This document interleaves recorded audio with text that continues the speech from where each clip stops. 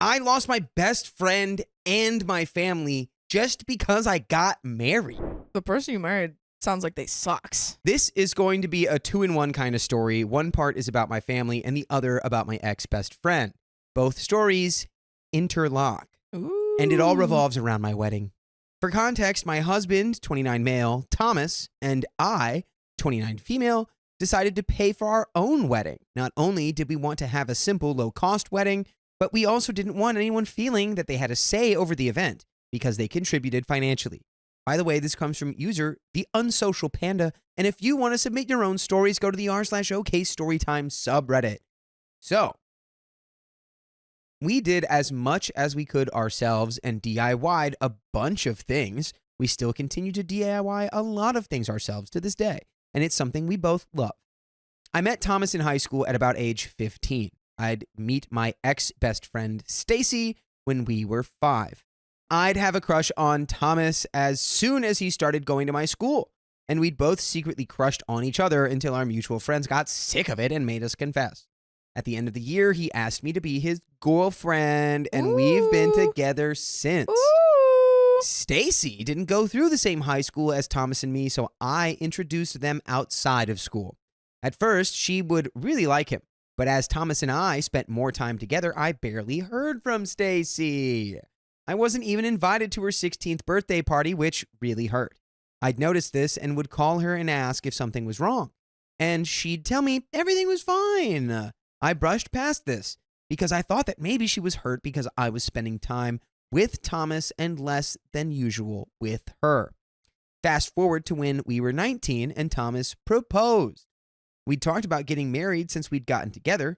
We've had the kind of relationship where everything just clicked. And so I was really excited that this was finally happening. And we would soon wake up next to each other every day. I messaged Stacy that night and asked her to be my maid of honor, and she said yes. That's when things started going downhill. My in-laws planned an engagement party for us. One day, Stacy and I were texting about nothing in particular before I started work, and I then asked if she'd like to be a photographer for the party, as she was interested in being a photographer someday. Suddenly, she went silent until I got a call from her sister who began yelling at me about how I was a selfish friend and wouldn't talk about anything but the wedding. This was maybe the second time in months that I'd mentioned it, and that Stacy was bawling her eyes out because I hadn't wished her a happy birthday. It was 8 a.m., and I would drive at least an hour and a half to work. I was shocked because, of course, I hadn't forgotten her birthday. In fact, I'd bought her a gift over a week ago, and I didn't understand why she didn't tell me herself that I'd upset her. I profusely apologized and felt horrible the whole workday. Next were the bridesmaid dresses. I'd originally thought Stacy and I would plan the wedding together. My husband was studying at university at the time, and I'd wanted to keep stress off of him. But Thomas and I just decided on things so easily that there wasn't much to discuss with Stacy. We were paying for the wedding ourselves and didn't have much money, so we kept things pretty cheap and asked the bridal party if they could pay for their outfits. Everyone was fine with that, and I reassured my bridesmaids that I wouldn't pick a dress they didn't want. No one was expected to fork out hundreds of dollars just for our wedding, so they had the power to veto anything they weren't comfortable with. Well, on the day we went dress shopping, it was Stacy, my other childhood best friend, sister, and mom. Stacy ended up spending almost the whole time talking about what she would do for her wedding. She was talking about what colors she'd want, the style of dresses, her wedding dress, and a wedding theme. Mind you, she didn't even have a partner. Yeah, it says the single person. Yeah. I let it go, as I just read it as her being excited for my wedding. But it really bothered everyone else. My mom, another bestie, even asked her to stop multiple times. Then comes my bachelorette party. I had left all planning of that up to Stacy. She wanted that, and I honestly didn't care what she did. I just wanted to have some fun with my girls and didn't care for any big expense. I would even have paid for myself. We ended up doing bowling, laser tag, laser skirmish, Laser skirmish. laser skirmish, pancake manor. What? What is this? Where are you? I want to go. and then going to some bars afterwards. Normal. The legal drinking age where I'm at is 18. So Okay. it was so much fun, except for the bars, as it was a Sunday night, so they were completely empty. I thought that part of the planning was weird, but we tried to make something of it. Turns out my mom had actually planned the bowling, laser skirmish, and pancake manor because Stacy hadn't planned a thing. My mom had been asking Stacy for weeks what was happening with the bachelorette party, and Stacy just kept saying she hadn't planned anything but was going to. So with the wedding day looming close, my mom ended up planning it herself. The bars were a last-minute plan from Stacy so she could claim something for the night. My mom told me this, I'd figured it out, as she just wanted me to have a fun night and was fine with Stacy getting all the credit. Next comes the big day itself. The weather was a bit dramatic, and we almost had to change our plans. We DIY'd so much of the wedding to keep costs low, including the invitations, the flower arrangements, and even strung up 200 meters of fairy lights at the venue ourselves. We'd arranged with the venue to go the day before the wedding to set everything up. However, it had been raining a lot, and it had flooded around our venue. Not only was there only one road accessible to the venue, but all the staff were flooded in and couldn't get there to let us in. Eventually, after about 3 hours, the manager was able to make it out to let Thomas and my brothers in to start setting up. I'd laughed it all off because Thomas and I didn't want to be stressing about the wedding. The important part for us was our life together afterwards, not the wedding. On the day of the wedding, the weather was cold. It was the first week of winter, and there were bits of rain here and there. Our ceremony was to be outside. It was so cold that my makeup, which I'd planned on using, was frozen. Whoa. And so I'd had to completely change what I'd planned on doing. Not only that, but the hairdresser I'd hired didn't do the hairstyle I'd wanted. She didn't even know how to put in clip-in hair extensions. Wait, So didn't she you had to- like talk to her about that before? Yeah, shouldn't that have been like arranged? Like, hey, this is what I'm thinking about for my wedding day. Can you do this? No, I can't. So she would have to redo my hair and rush it, which resulted in a hairstyle that looked nothing like what I wanted. And we didn't even end up using the hair extensions. While I was stressing about all of this, Stacy was just blabbing my ear off, and I don't even remember about what. And my other bestie saw this and ended up shutting her out of the room to give me a break. She was my hero on that day. Finally, I was ready, and we headed off to the venue. Thankfully, it wasn't raining, so we were able to have the ceremony where we had planned. It was, however, windy, and my dress had capped sleeves and a keyhole back, so I was absolutely freezing. That'll happen in the winter. Yep. Sorry, that's outdoor winter wedding. I didn't notice that in the middle of the ceremony, a branch had fallen off the tree above me and hit my face on its way down. What, girl, why are we outdoor in the winter? Everyone gasped. Oh, no. And my husband almost leapt toward me Okay. and asked if I was okay. I was fine, and it's now just a funny story we tell of that day. So it was like a small branch. Yeah, just like a stick. I thought you just got like whacked. A bird was playing a prank on you. Yeah, it was like, "Proop," and everyone was like, ah! And you're like, it's guys, fine. Now comes the worst part. They always say you don't remember much of your own wedding, so take moments where you stop and look around you to take in the event. You get a concussion? These are the moments you'll remember. So here is what I remember. I remember my first dance with Thomas's uncle laughing at the best man's speech, and a crowd of my guests surrounding Stacy as she had a sob session about how she's worried she'll never get married. Is this really the time, girl? Go home and cry about it after the wedding. You can call, I don't know, call your mom up or whatever. Go cry in your room and get some ice cream and a hot chocolate, and you can watch freaking rom-coms in your PJs. That's what you do. You She's don't. never done that. I haven't. I thought you had. No, Not once? never with ice cream. Got him on the technicality. Ooh. Boom! Never with ice cream. Yeah. She went on and on and on and on about how she doesn't have a boyfriend and that she needs a backup husband. Told the best man that he was her backup. and again told everyone all the details of her hypothetical wedding that she was worried she wouldn't have. To reiterate, she was 19 at the time, Early. which is the same age as OP in this story. Yeah. Not only that, but she refused to give a maid of honor speech and pulled her skirt up so high while dancing she flashed my stepdad her underwear, who was sitting about 1.5 meters behind her. She also decided that my wedding day was the time to tell me she no longer wanted me as her maid of honor, like we'd always planned, but that she wanted her sister to be her maid of honor instead. So yeah, that's what I remember about my wedding day. My supposed best friend making a day that was supposed to be about celebrating Thomas and I into being all about her and the wedding she wasn't even having.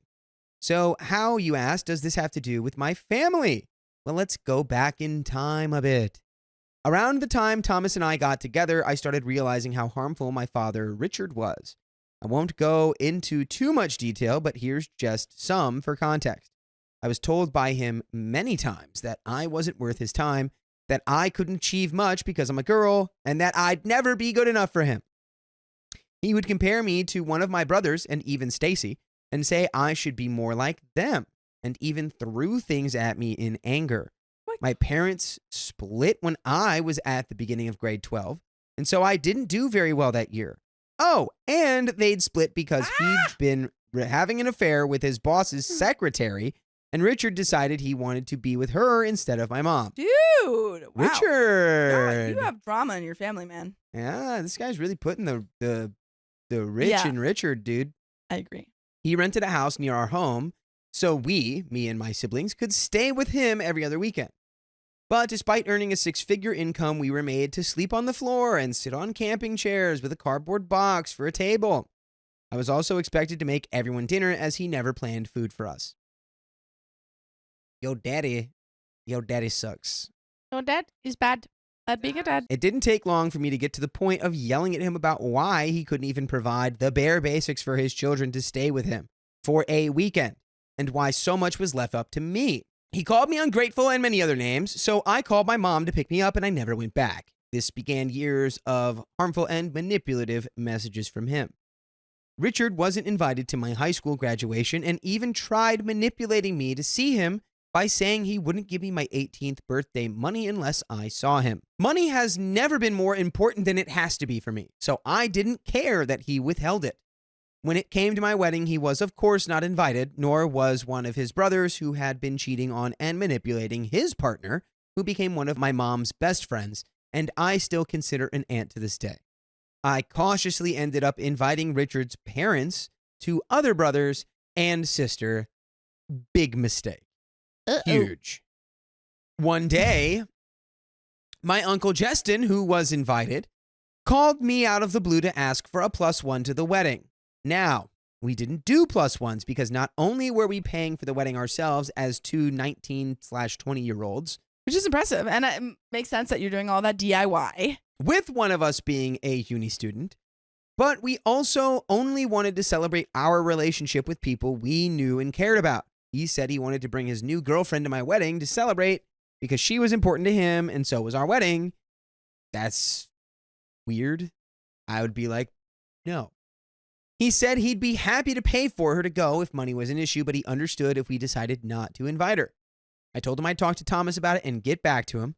I was so uncomfortable by this request, as not only had I never met this woman, but he'd also just separated from his wife of many years that he also shared 2 children with, that I had invited to the wedding.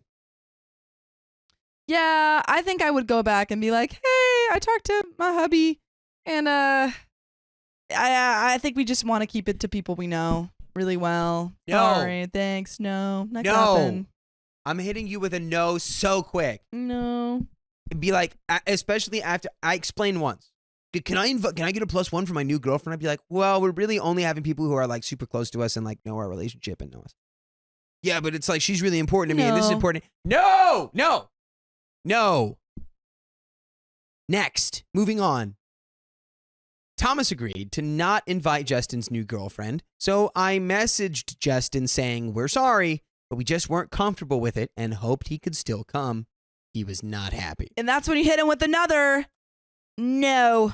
He called me one night to yell at me and tell me it was unacceptable to not invite his girlfriend because she was so important to him, and he'd even offered to pay for her, I told him it was my wedding and I got to invite who I wanted there. Yeah. Yeah, and that if he Put your wasn't foot down. happy with that, he could just not come.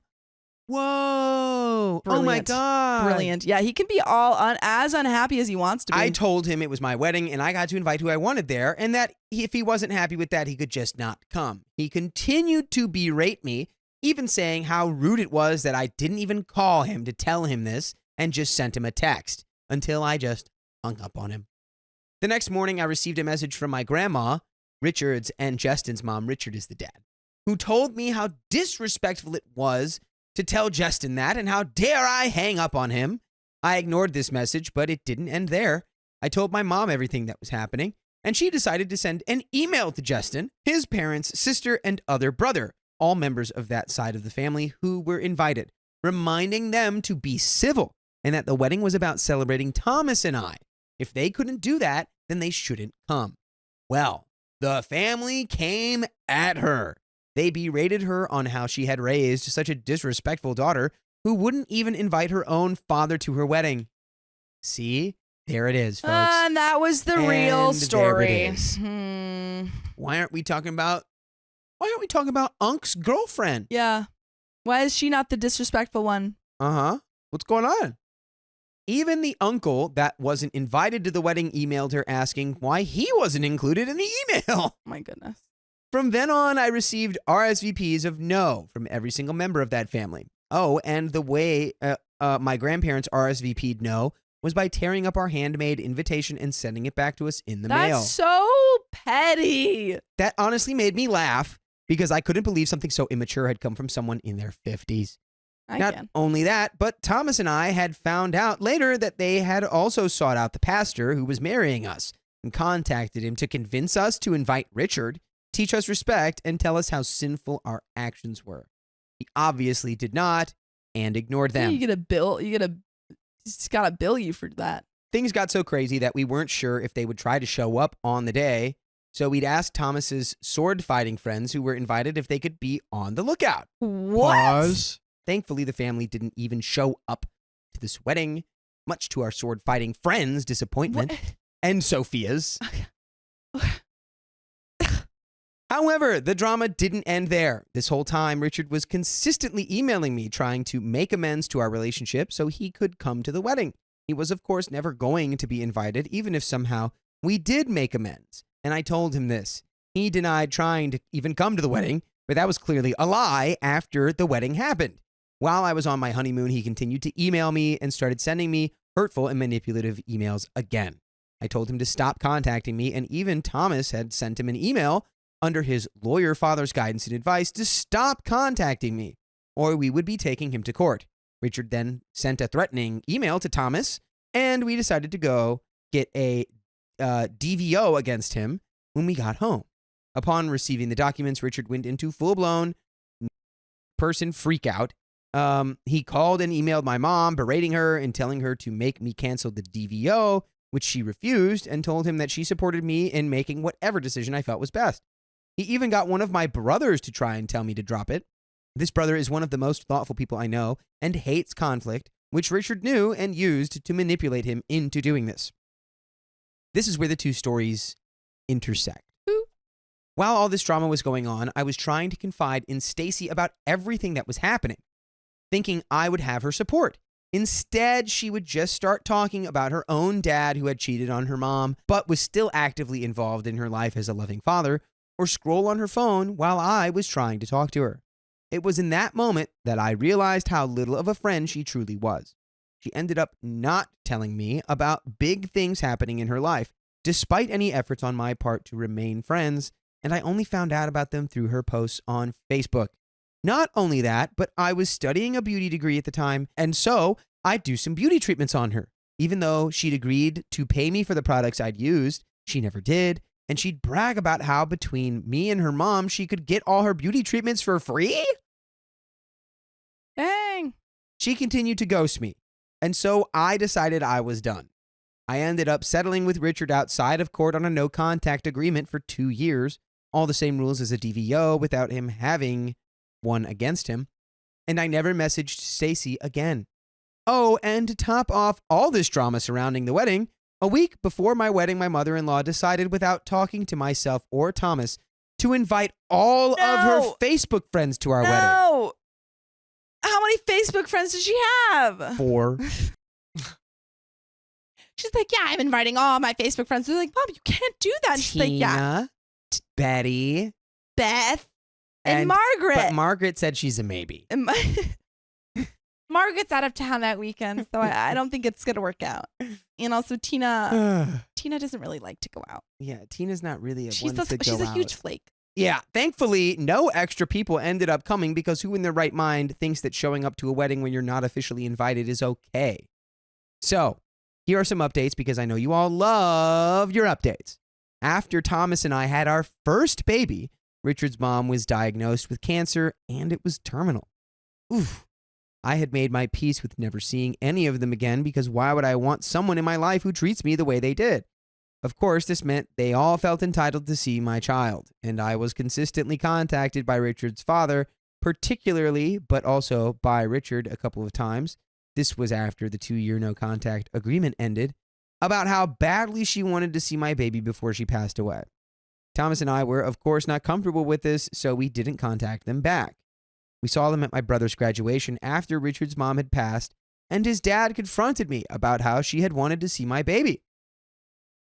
I told him that we were not comfortable with that and kept our distance for the rest of the night.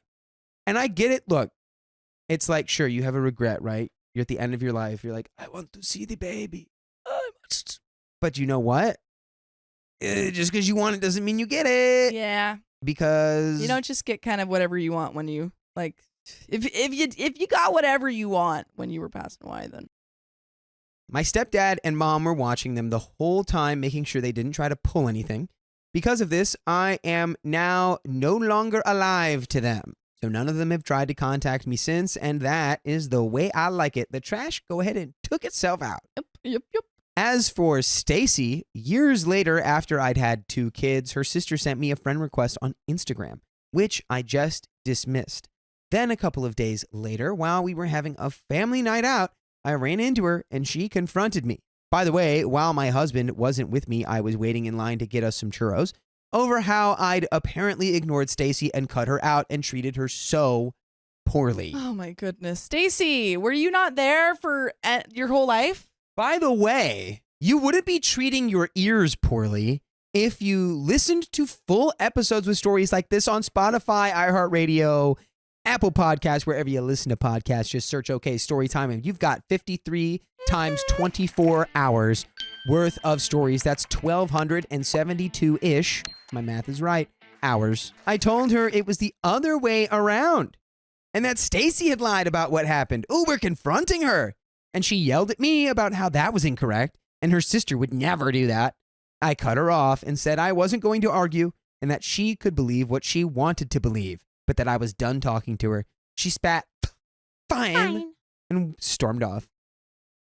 As for Thomas and me, we are coming up on our 9-year wedding anniversary. Wow, look at you. Pushed past all of that family drama. Mm-hmm. Made it. And 3 kids later, we are really happy together. And look at that. Wow. Look at that, Dakota. Yeah, I guess, hey. Happily married. For 9 years. Sleeping next to each other for 9 years. Well, we don't know if they are. Yeah. They could have slept next to each other for 9 months and then gone, and then hey. been like, hey, let's do different rooms. Separate bedrooms. Yeah. Which honestly is like, sometimes it's a good, it's a good thing. Dude. Some couples have separate bedrooms. My parents did that because of the snoring. They literally could not sleep. I think it's good. I mean, it's also just like sometimes it's nice to have your own space. It is. Sometimes you just want to sleep in yeah. a bed by yourself. Sometimes. And that's okay. Sometimes you don't. Sometimes you do. Be able to choose. Anyway, I'm running a successful business that continues to grow, which is my dream since I was a little girl. My husband is doing amazing at his job, and we continue to hold those that mean a lot to us close.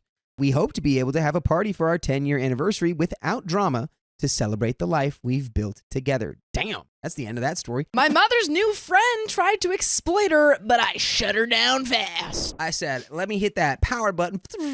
Power down. I cannot for the life of me figure out why I feel like this, but all of my spidey senses are tingling on this woman. Here's a bit of the background. My 40 female, elderly mom, 70 female, has been ill for quite some time and is on hospice. She was living in an independent living place where it was all elderly people in an apartment type unit. She has been living there for about 6 or 7 months and made a few casual old people friends, but mostly kept to herself. So I thought. By the way, this comes from Raising Jack. And if you want to submit your own stories, go to r/OK Storytime subreddit. A couple of weeks ago, my boys and I were visiting my mom. We live right down the street and visit often. When a woman walks up to us with my mom, I extended my hand to introduce myself to this woman when she dismissed the handshake and instead went in for a hug and said, "Oh, I only do hugs for family and we're pretty much family." Okay, a little weird coming from someone I've never met before and also never even heard a single mention of her, but I pretty much brush it off thinking to myself that she's probably just really lonely or something. I feel like I know a lot of people who are like, I'm a hugger. Yeah. You know, I don't think she's necessarily lonely. She might just be like the type of person who's like, oh, you know, bring in. Not bad as long as it's genuine. Yeah, like, I think people do that a lot. I don't know. I know a lot of people who are like that, who are like, oh, I'm a hug. I said that in an interview once because I was nervous, and it set that the you're tone. A hugger? It set the tone terribly. Yeah. Well, it was when I was still with an agency, and I went in to meet the new agents that were there. And you were like, they were I'm a basically hugger. they were determining who they're going to keep at the agency. Yeah. And I immediately they had like the most awkward introduction. With them. That sounds. And I was like, I'm a hugger, and I was like, I'm not. Why did I I'm not say even a that? hugger. Like, it wasn't genuine. I asked my mom about this new friend, and she just said they met there at the old people's place, and she's been a really good friend to her. Great. I love when my mom has friends. It's important to have friends. But this woman just keeps giving me weird vibes, and I can't pinpoint why. A few things that seem odd to me. My mom is moving to a more traditional apartment complex this weekend, and this new friend liked the new apartment complex so much that she decided to move to the same place as well. Her apartment isn't ready yet, but she'll be moving to the same complex as my mom next month. She apparently bought my mom's dog a I Have the World's Best Auntie sweatshirt for Christmas. They had known each other for maybe 2 months at that point. She called the other day too. I don't really know why. I guess to give me her phone number and more formally introduce herself to me. She talked about doing a lot of caretaking stuff for my mom. Oh, I can manage her medications for her if you want. So I replied that while I appreciate the offer, there's a lot of controlled medications and hospice prefers to keep minimal people involved in the medicine stuff, and that taking on caretaking responsibilities for a friend can get exhausting, so it might be best for them to just focus on being friends rather than her wearing herself out trying to take care of her. She immediately went to my mom and made it sound like I was crap talking my own mom, saying how she's just an exhausting person, blah blah. When I confronted new friend about going to my mom and relaying our private conversation in a totally twisted way, the friend lied and said that my mom had grabbed her phone and read it all in the text messages. It was over the phone and not at all via text messages. When I pointed out there were no texts, she just kind of stumbled and I dropped it because I knew it wouldn't get anywhere. Every time I talked to my mom on the phone, I could hear this woman telling her what to say or adding comments in. What? She's like, okay, like, now tell her yes. Now say, we don't want to do that. I mean, say you don't want to do that. She's literally just the Grimmer Wormtongue of she's holding up like cards. She's like, okay, next card. Say this. Now say that. And none of it is outwardly worrisome things, but it feels like I can't have any conversations with just my mom. I'm a very trusting person who generally tries to see the best in people, and this woman has not given me any concrete reasons to doubt her intentions and has in fact been very friendly and polite to me in all of our interactions. Nonetheless, I can't shake the feeling that there's something wrong here. Something's afoot. Trust your gut. Yeah, trust your gut. Oh, we said that at the same time. Oh my God. Oh my God. Because we're trusting our gut, man. Oh, our guts told us to say that. I sat my mom down yesterday and had a conversation with her about my feelings towards this new friend. And she didn't get defensive at all, but disagreed with me and said that her new friend is just being kind in offering to help with stuff because she knows my mom is not the most organized of people and could use the help. I begged my mom to please be cautious and to take the friendship slow and to keep it simply as a friendship and let me, her actual family, handle caretaking stuff. Despite no changes in medication, my mom has been more confused lately and comes across to me like she's overtaken medication. But I only give her 1 dose at a time and the rest is locked up at all times, so it isn't that. But just to be safe, since she's been more confused lately, I took my mom's credit and debit cards so no one can take advantage of her financially. Reddit, please help me figure out what this woman would have to gain in coming between my mom and I if it isn't medication or money. I don't know how to do a background search or if that's legal for any random person to do. but I did look this new friend up on a couple websites, and all I learned from that is that she has a lot of also known as names, but I can't find anything else. I'll pay for a background search if anyone has a recommendation for good ones. We're in California. Does any of this raise any red flags to anyone else, or am I just being too overprotective of my mom on this? Oh, I almost forgot. I called one of my mom's oldest and closest friends the other day and asked her if she's met this new friend, and if so, what was her impression? She said, honestly, I don't know why I feel like this, but I just get a bad feeling about her. I feel like she's up to no good. And if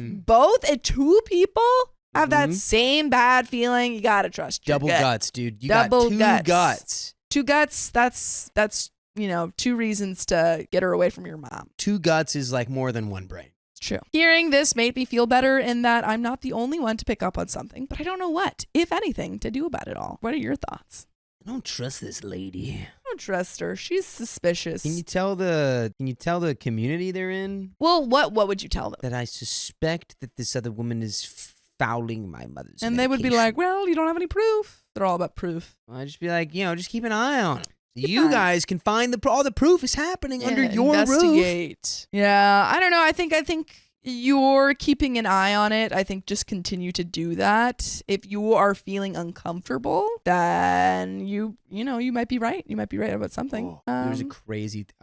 What if she has all those other names, right? Yeah. She's conspiring to steal her identity. Her identity, possibly. Like Ibaba, Spirited Away. Oh, she's gonna take your trying to mom's take her name. Gonna take your mom's name, and then your mom's gonna be stuck in a bathhouse. She's not gonna know what her name is anymore. She's gonna have to work in the bathhouse. And then she's gonna have to figure it out and save a dragon. And there is an update. Thank you so much for all the responses and heartfelt advice. I'm so sorry to have been MIA for so long after I originally posted, but it's just been a lot. I needed to take a beat to take it all in and deal with real life that kept coming my way. Immediately after I posted last, I went to talk with my mom. I explained my concerns, and she agreed to the 2 cameras I put up in her apartment. On moving day, I was out of the apartment for a few minutes taking my kids back to my house when I logged onto the camera app to test out the settings. I overheard my mom and the friend talking about me. It was not very nice and very much seemed like the friend was just teeing things up to come between my mom and me. My mom was playing right into it. The friend, I'll just call her Fran to make it easier, was gone when I got back to the apartment, but I got into it with my mom. I was crying, telling her how hurtful it was to hear my own mother participating in negative conversations about me after everything I do and have done for her. She cried, I cried, it was awful. But in the end, I had at least convinced her that Fran was up to no good. Yeah, well, that's good, because as long as you're both crying. Yeah, and you're if like, she was just like, do you see? Do you daughter, see what she's doing to us? She's tearing us apart. Mom agreed to create some distance between her and Fran. She immediately told Fran that her behavior towards me was not gonna fly any longer and that all talk about me was off limits. Fran seemed to understand and blamed her behavior on some flimsy excuse that I didn't buy for a second. All was calm for a week or so, until one morning when I called my mom to check in on her, only to find out she was with Fran running errands. Oh, I hate this. Fran. I hate it. When I pushed for more information, I uncovered that Fran had taken my mom to the bank so that my mom could obtain a new debit card. What? Dude, blazing what? red flags. Never had blazing any friend red flags. to take me to the bank to open up a new debit card. She's with trying me. to steal your money. Fran very much knew I had taken my mom's debit card with my mom's blessing because my mom was having episodes of increased confusion and wasn't aware of who or what she was spending money on. My mom had forgotten she had given me her previous debit card. That was the final straw for me. That night, I sent Fran the following text message. Hi, Fran. Mom told me about you guys going to the bank today to get a card, and I just wanted to let you know that I know my mom appreciates your friendship, but I do not appreciate your getting yourself involved in things you have no business being involved in. Mom and I have her finances under control between the two of us, and we do not need any assistance getting her squared away, no matter how well-meaning. She's asked me to take her card again, the new one, and has put me as the main account holder so I can be sure she has access to what she needs, but that no one else does. I want to believe you're coming from a sincere place of just wanting to help my mom, but it complicates friendships greatly when you get into financial territory. I handle all of my mom's finances and medical stuff, and it's working for us that way. My mom very much appreciates having you as a friend, but she doesn't need a caretaker. I've got that covered. If you sincerely want to be her friend, you need to take 10 giant steps back and check yourself regarding how you're coming across to me. Because from my perspective, it very much looks like you are dancing precariously close to the elder line, and I'm sure you wouldn't want me to get the authorities involved here. But that's exactly what will happen if things continue down this path. Fran responded with some BS reply akin to, oh my word, I would never take advantage of anyone, and I just want to help your mom, blah, blah, blah. Oh, and I think you and I have gotten off the wrong foot, which is my fault, but I'd like to start over again. More blah, blah, blah. I've never replied to Fran further, and she has shockingly not really reached out to my mom since. I believe she is due to move into the apartment complex this weekend, though, so we shall see if she pops back up out of the woodwork. Yeah, she's probably going to avoid it now because she's like, dang it, she's not as easy She's of on a to scam. my tricks. Because that's what scammers are Yeah. all about, the easy target. As Easy soon as you target. don't become a soft target, Yep, they're going to she's move like- on to the she's next moving one. on. I think she understands that I see through her attempts to come between my mom and me, and that she'll need to focus her efforts to scam people somewhere else. I notified my mom's hospice nurses and her social worker as well. I also bought a really super cool medication dispenser. I won't name it because I'm not plugging anything, but feel free to reach out to me if anyone has family members that need help managing medications. It's expensive and probably cost prohibitive for a lot of folks, but it has been a game changer for me to keep my mom's medicine safe and organized. That made me feel much better about Fran not having any access whatsoever to my mom's prescriptions. However, the trip to the bank showed me exactly what Fran was after. I notified the bank that if Fran is with my mom, they are to contact me immediately. All in all, I think most of you are correct. Fran was using my mom for money, or at least she was trying to, but luckily, I caught it before much damage was done. Nice. That's what you gotta do. Super sleuth. I think I've made my position on Fran clear to her, which is why she's staying away. I still need to contact the independent living facility about my concerns with Fran because I swear I'm not making this up. My mom says Fran is going to be working at the facility after she moves in. Absolutely contact the facility and say, hey, these are my past experiences with this woman. I don't recommend her to be a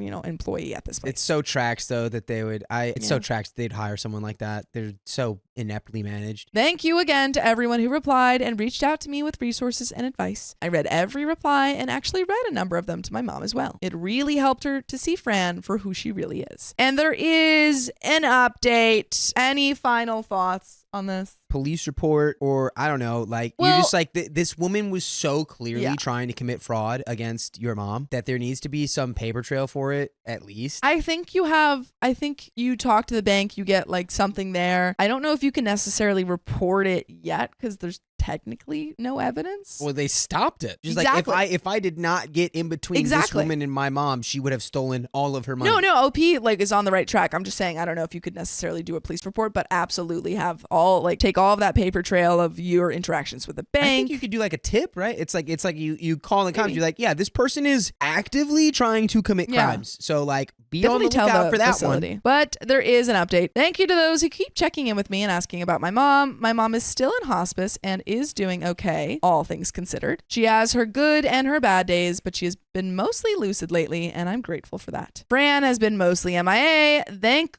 goodness, ever since I told her, in no uncertain terms, to beat it. The only time I have heard from her since was when my mom's phone wasn't working and Fran called me and left a message wanting to know if my mom was okay. I left her on red. So that told me that my mom hasn't cut her out completely, although she tells me she has. But I have, with my mom's blessing, taken control of any avenue Fran could possibly use to take advantage of my mother. I alerted the hospice nurses and social worker, and I let Fran know that I had done that as well. My mom also finally made some better friends who live nearby, and they also help keep an eye on her for me. That's good. This is good. More But friends. stop telling Fran what you're doing. Yeah.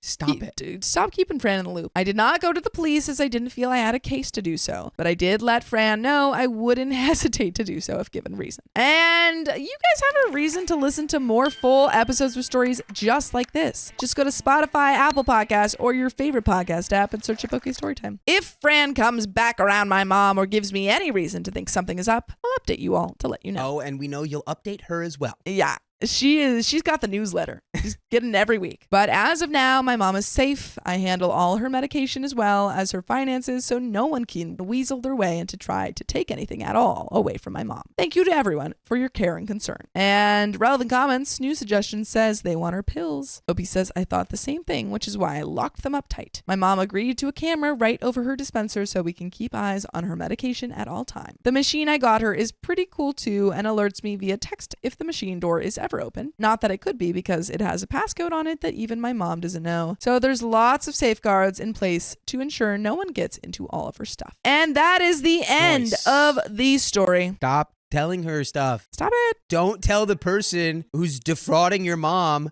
who's going to be actively looking at her behavior now to see if it's she's like, fraudulent. oh, maybe I should be a little bit more sneaky. Right. But I treated my niece to a special birthday lunch, but her mom wasn't happy.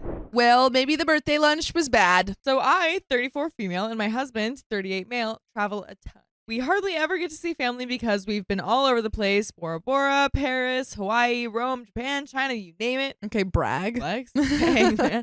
We were all set to go to Moria next, but I found out that I was pregnant. And my husband thought that we should settle down for a bit until the baby starts school or something. By the way, this comes from Forsaken Ingenuity 59. And if you want to submit your own stories, go to the r/OK Storytime subreddit. So we were really looking forward to it, but then I had a miscarriage in September and I was crushed. Oh. I can't shake the feeling that it was my fault that the baby boy is gone. So we haven't traveled anywhere since because I can't handle it emotionally. My big sister, 35 female, has 4 kids, 13, 3, 8 months, and then another 8 months. And I love them all. I see them every week now that we're not traveling. My niece just turned 13 and my sister is spending all her money on my nephew's birthday coming up.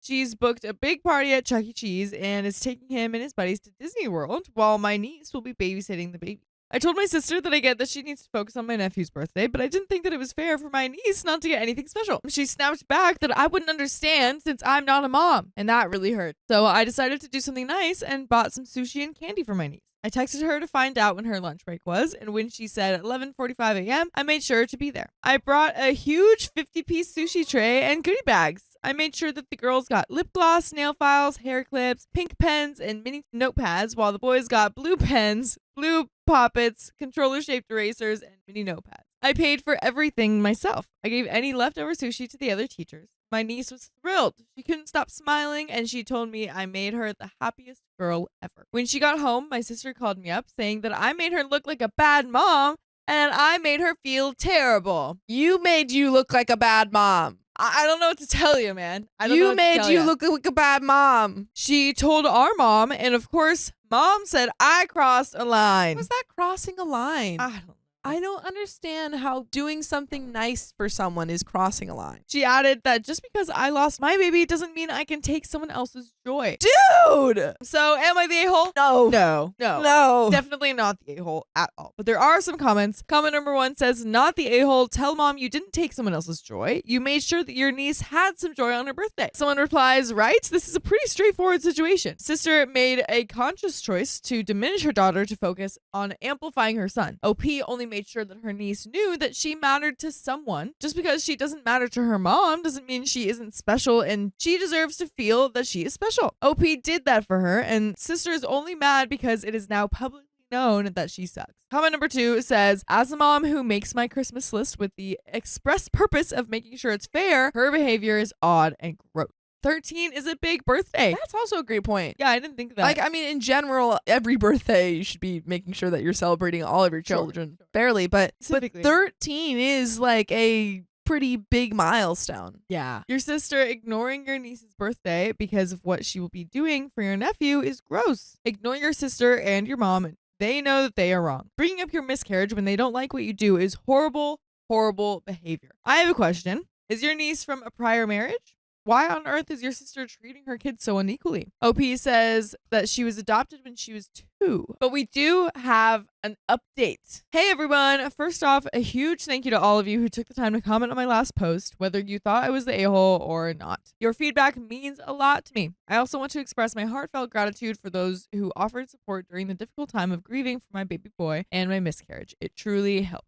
Now I have 2 updates to share. Update number 1. I went over to my sister's place earlier today, February 20th, to drop off my niece's purse that she accidentally left in my car when I brought her home on Monday. My sister was all dramatic saying, so first you steal my kid, make me look bad in front of my other kids, and now you're buying her gifts. I tried to explain that I was just bringing back the purse, but she called me a liar and a thief. She threatened to call the cops if I ever stole from her kids again, even including the kids themselves, and said that she wanted no contact with me because I'm a thief, a liar, and a selfish brat. She didn't want her kids hanging around someone who doesn't respect their mom. My niece jumped in and told my sister that I wouldn't steal a cheap Shein purse from her since she could just buy it herself. She said that she wanted to keep seeing me. My sister brought up that I'm going to start traveling in early March. Then she posted on Instagram claiming that I stole the purse, saying I lied about traveling in June and switched it to March because I can't have kids and it's tough for me to be around babies since I ever got to meet mine. Now my mom's side of the family is blowing up my phone asking why I stole something and why I lied, which is super annoying. Honestly, I'm thinking about just hitting the road and traveling to get away from all of this, but I know that would hurt my niece.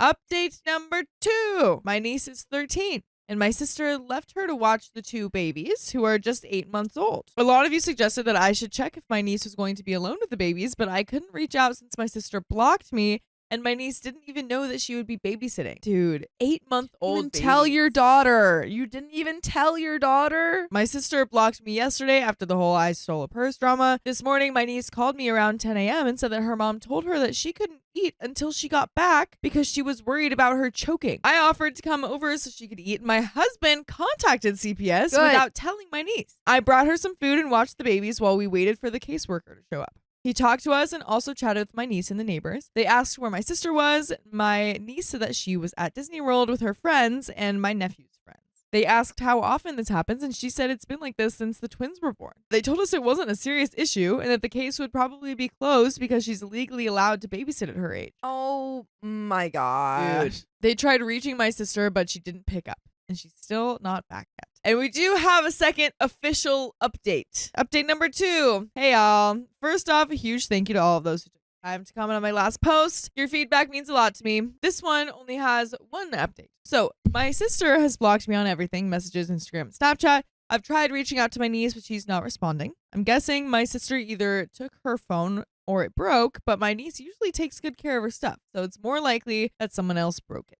I went to my sister's place saying that I needed to talk to her. She told me that I was trespassing and that if I didn't leave in 5 minutes, she'd call the cops. My niece came to the door begging her mom to let me in, but she just kept saying no. Oh. Eventually, my niece came outside. She told me that she wanted to leave. She said that she didn't want to stay with her mom anymore and mentioned that if I didn't get her out of there in 2 days, she'd run away. I know my sister and brother-in-law aren't the best parents, but they're not unfit to take care of her either. By the way, we'll always take care of you. Just go to Spotify, Apple Podcasts, or iHeartRadio. We've got more episodes with more stories just like this one. Go search OK Storytime. Yeah, there's a little bit more to this story. I'm not a mom, and honestly, I have no clue how to care for a kid, especially a teenager. I don't know anything about the adoption process. I just don't want my niece to be in a place where she's uncomfortable. Edit to add, so I totally forgot to mention that my sister told me that I can't be around her kids anymore. She's worried about them being around a thief, a liar, and even called me a kidnapper, just because her daughter talks to me about stuff instead of her.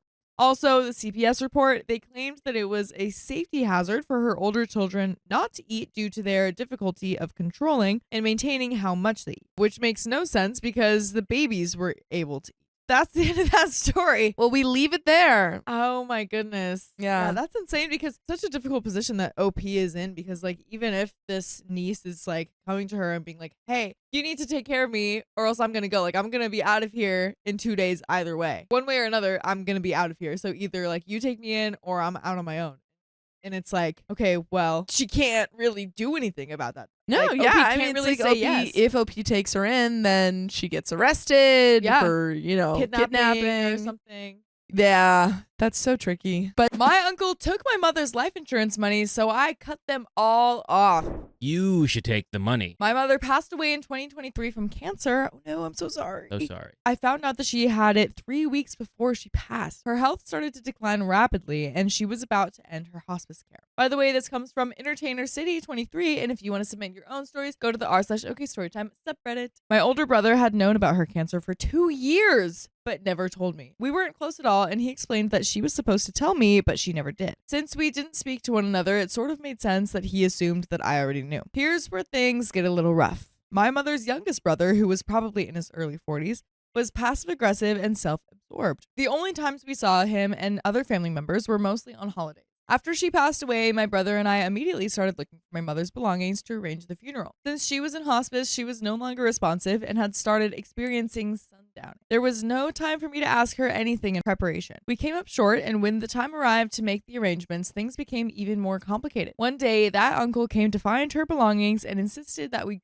cremate her. My brother, being a minister, didn't believe in cremation, and my little sister was also against it. My mother was loved by many, and I wanted her to have a proper burial celebrated by loved ones. When I heard my uncle suggested cremation, I felt disappointed. It seemed like he was trying to rush the process. Keep in mind, this was only a couple of days after her passing. On the day that we were finalizing funeral arrangements, my siblings and I, along with my mother's middle brother, were sorting things out. Once we saw the insanely expensive funeral, we tried to find a solution. We decided to call her job to see if we could access her life insurance policy or at least find out who the beneficiary was. Keep in mind that I had never dealt with anything like this in my 27 years of life. My brother was on the phone with her job when we found out that the beneficiary was our youngest uncle. My brother flipped out saying, "I'm done with this. Y'all can take care of everything," and left immediately. Whoa. Like I can't take the responsibility, or is it just like, maybe I get it. Emotions are really high right now. Guess. I don't know. Or maybe he just really hates that youngest uncle. I don't know, man. I don't know. But before we get back to the story, usually there's something in the will, or like, because my father told me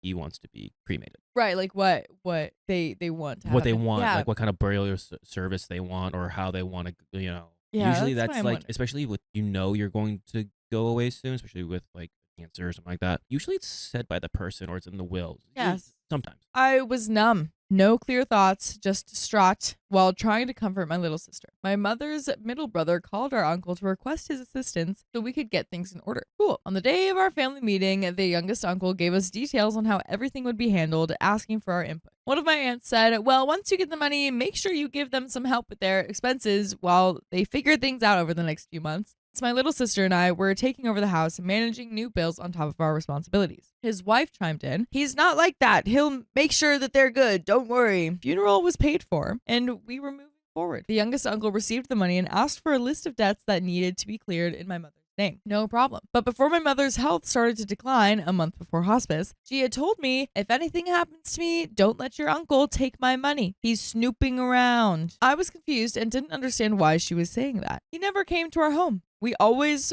went to his. They had the money. They were wealthy. After my mother's debts were settled, my sister and I asked out of curiosity when we would receive our share of the remaining funds. That's when things shifted. He became defensive. We waited a few days and then asked again. The house we were living in was 29 years old and things needed to be fixed. We wanted to take care of repairs before further damage occurred. But instead of answering us directly, he got defensive, saying, "Y'all are being ungrateful," instead of checking in on me. But he had never checked on us. As I mentioned before, we only saw him on holidays. He had always been judgmental towards us. Now, I'll acknowledge my own mistake. I was upset, mad, and angry, so I made a TikTok video, never expecting it to go viral. I wasn't getting much attention on there anyway. I just needed someone to hear me out because I felt like I was suffocating from everything happening. I didn't say anything crazy, just mentioned how true colors show when a loved one passes. I also directed a message at my uncle saying, "You will reap what you sow and you should be ashamed of what you're doing." Hey, get You it. put that on the internet? Put it on the internet. Oh, yeah. You wanted to vent your family stuff and all this hardship Yep. on TikTok? TikTok. You don't have a diary or something? Right. Just get a piece of paper, write it down. All right. Yeah. Not one for airing out stuff like that on the internet, because once it's out there, it's out there. It's out there. At least in this story, it's anonymous. True. Relatively. The video went viral and it was shared widely. There you go. He found out and a division began with the family. Though to be fair, the family had already been fractured since my grandparents passed away a decade ago. Keep in mind, I never said his name. I just said my uncle, and I had 3 uncles. My brother stepped in trying to mediate. He told me, "They want you to take the video down and apologize." I declined. I was speaking my truth and I never said who it was. Then one of my closest cousins at the time, we are no longer close or in contact, he chimed in saying, "You know, you're wrong. This should stay within the family. He's just trying to help the situation. You need to stop and let him handle things." I wish I could visually show you all who this uncle is, but he is not a good person, and I hate to say that. Over the years, he has done wrong to other family members. He gave his parents heck when they were alive. When my grandfather was passing away of diabetes, this uncle took over his bank account and started doing malicious things. It was a toxic cycle that had played out in the previous generation, and my sister and I refused to continue it. We were the only ones willing to stand up and say no. I never responded to that cousin because my anger wasn't directed at him. It was my uncle. Finally, I tried to have a respectable conversation with my uncle. He completely tore me down. He told me, "You have nothing going for yourself. You're not responsible," and a bunch of other negative things. In reality, I was always at work, on a production set, or resting before my next shift. I never gave my mother trouble. I handled the responsibilities. I was in my own world trying to figure out life. After that conversation, I realized I needed to find peace in order to move forward. The stress was so overwhelming that I ended up in the hospital. My troponin levels were high, and they thought that I was about to have a heart attack. I was in therapy every week trying to cope with my grief and the family drama. It was too much. So I decided I was done. Besides my sister, my mother's middle brother, whom we were already close with, and a couple of cousins, I had to let the rest of them go. I still loved them, but from a distance. The stress had sent me into a deep depression for months. By the way, I'm going to send you over to whatever your favorite podcast app is. Yeah. Whether that's iHeartRadio, Spotify, Apple Podcasts, you choose. Just search OK Storytime and you'll find episodes of stories just like this one. Just get on over there. Yeah, do that right after this. Right after this. We got a lot for you. Yeah, we've got a little bit more into this story, but we got a lot to unpack. I don't know. Yeah, there's a lot to unpack here. Yeah. I'm a little confused as well. They're like the family dynamic is just, it seems very interesting. It seems like one uncle is just out for it all. Yeah. But again, shouldn't there be a will? Right?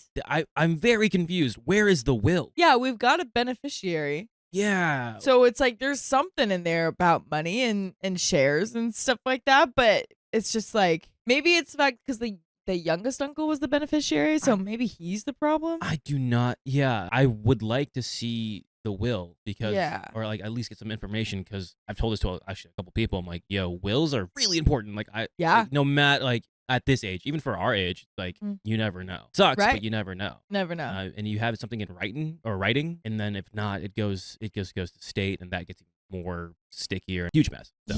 Yeah. I know. So there's got to be answers somewhere. There's got to be answers somewhere because it just seems like everyone's pointing the finger at you're the problem. No, you're the problem. Right. One, we're grieving over a family member here, and why is it so harsh for us to come together? Honestly, now is the time, if any. There is a little bit more into this story. P.S. I don't speak with my brother because 1, we were never close. 2, he bailed on us during the funeral arrangements when I had hoped we could build a relationship. And 3, at the funeral, he decided to preach the sermon and told the entire church that my sister and I were spoiled, which made no sense. My mother was a single parent working and sacrificing to provide for us all those years. He had been punted out of the house at 15 and went to live with my older uncle because he was a troubled kid who had caused my mother a lot of stress. He needs to heal before we can even have a relationship. So am I the a-hole for cutting off my family? And there are some comments. Comment number 1 says, just a quick response to this. I won't go into all the similarities between our situations, or my comment would be as long as your post. But my mother and I were BFFs. I mean, I do have other BFFs, but she was definitely right near the top of the list. As for my siblings, nieces, and nephews, all absolute trash that I only tolerated when my mother wanted us all to get together for a special occasion. She passed away 8 years ago, and although I miss her terribly, I wasn't completely devastated when she passed away because I knew we'd made the most of every minute that we had. But my mother's passing did have one huge silver lining. I never have to see a single one of my family members ever again. As the British say, they are a complete pack of see you next Tuesdays. And the fact that they are out of my life forever, I wish I could send you a selfie of the grin on my face right now just thinking about it. So don't be ashamed at all for using this as an opportunity to make some positive changes in your life. Yeah, I mean, as very much as a silver lining, for sure. Yeah, I agree. I mean, sure, you may be bound by blood, but you're not forced to talk to them. You know, if they really are toxic in your life or they just cause trouble and they don't want to hear you out or you don't have a civil conversation, there's no point. Yeah, you're good. But that's the end of that story. We've got another one for you. We got another one coming up. I realized my parents resent me for starting my own family. You can only have one. I posted this in another sub and someone recommended I post it here. I hope that's okay. You know what? It absolutely is. I had somewhat of a revelation this weekend. I'm still processing how I feel about it and considering if I should confront my parents. Anyway, here it is. I believe my parents resent me for starting my own family. By the way, this comes from Latown. And if you want to submit your own stories, go to the r/OKStorytime subreddit. So, I, 40 male, come from a big family. I'm the second oldest of 9 kids. Wow, big family. My older sister, Jane, is just a year older than me. There is a 6-year gap between me and the next sibling. Then my mom had a kid every 2 to 3 years. Since Jade and I were the oldest, we always helped with the little kids and the chores around the house. In fact, it was common for my parents and other adults to refer to us as Jade and OP and the kids. Dang, that kind of sucks. It's like Jade and I were not considered children. It's more like we were 2 other adults living in the house. We were homeschooled, so we were home all the time. Part of my job is that I would wake up, make breakfast for the kids, then get them started with their school or activities before I started my own schoolwork. Jane would sleep in because she was more of a night owl, and it was her job to help at night with the baby, because there was always a baby. Jane and I did most of the chores around the house. We took turns either cleaning the kitchen or doing the laundry, of which there was a lot. I did all the guy stuff, like mowing the yard and taking out the trash. Yeah, and replacing the engine in the car. Yeah. And putting new shingles on the roof. Yeah. As I got older, I would delegate some of these chores to my younger brothers, but it was still my responsibility to make sure it got done. Once I was old enough to drive, I would run errands and take the kids everywhere. I can't tell you how many times I would take the kids to things like play dates or doctor's appointments. I would often tuck the kids in bed and tell them stories. To me, these things were all just normal. But looking back on it, I was more like a second dad to the kids than a brother. Jane and I did have a lot of freedom as teenagers to go out with our friends if chores were done. We didn't have cell phones back then. If we wanted to go out, we would just tell our parents we were going, and they didn't care as long as we were back by the next morning. I moved out when I was 20, but I still spent a lot of time at my parents', and one of my younger siblings was always at my house. One brother, JJ, pretty much lived with me since he was 14 because he and our mom didn't get along. When JJ was 17, he got in a wreck and he called me instead of calling dad because I was just the one who handled those kinds of things. During all of this time, my parents always talked about how important it was for Jane and I to help with the kids because they were so busy with their ministry. I can't count how many times I had to drop what I was doing to take care of something because mom or dad were counseling someone. Sorry, I feel like I'm rambling. I hope I have painted an accurate picture of my childhood. Let's move on. So, I had not really dated much, but when I was 25, I met and started dating Anne. We fell in love fast and got married less than a year later. Wow. My younger siblings love Anne. She is a great cook and hostess. Our house became the hangout spot. My younger siblings started calling her Mama Anne, something they still do to this day. Oh, wow. That's weird. I mean, if you've been parentified to the point where your younger siblings consider you more like a dad, Yeah. I guess it does make sense to some level. It makes sense. But when you really think about it, it's like, it should not be how it is. It is a unique tree, certainly. Yeah, definitely. We have now been married 15 years and have 2 kids of our own. My mom and Jane did not like Anne. Jane and Anne get along okay now, but Anne and my mom do not have a good relationship. I never understood why, but I think I have finally figured out that it's because they see it as Anne having taken me away. As Anne and I focused on our relationship and started a family, I spent less and less time doing things for my parents. My dad liked Anne at first, but over the past few years, their relationship has soured. Throughout the years, my dad has made comments to me about keeping up my responsibilities. One time he called me about one of the younger kids who had gotten in a fight with my mom and said, "You better get your brother and change his attitude. It's not okay how he treated your mom, and you are going to make him apologize." So you can't outsource parenting to your children. Yeah, that's a great way to put it. Like, can't you do something about that? You're literally his dad. It's crazy. Come on, man. A few years ago, Anne and I set some boundaries with my parents, telling them that we were not going to raise or discipline their kids. Our home is always open to my siblings, but we no longer let my parents try and use us to straighten them up. My parents have not taken this well. About a year ago, Anne injured her foot and couldn't walk for a while. Just as she was getting better, I was diagnosed with kidney disease, which then turned into kidney failure. Oh no! I've had several surgeries, with another one coming in a few weeks. It has been a rough year.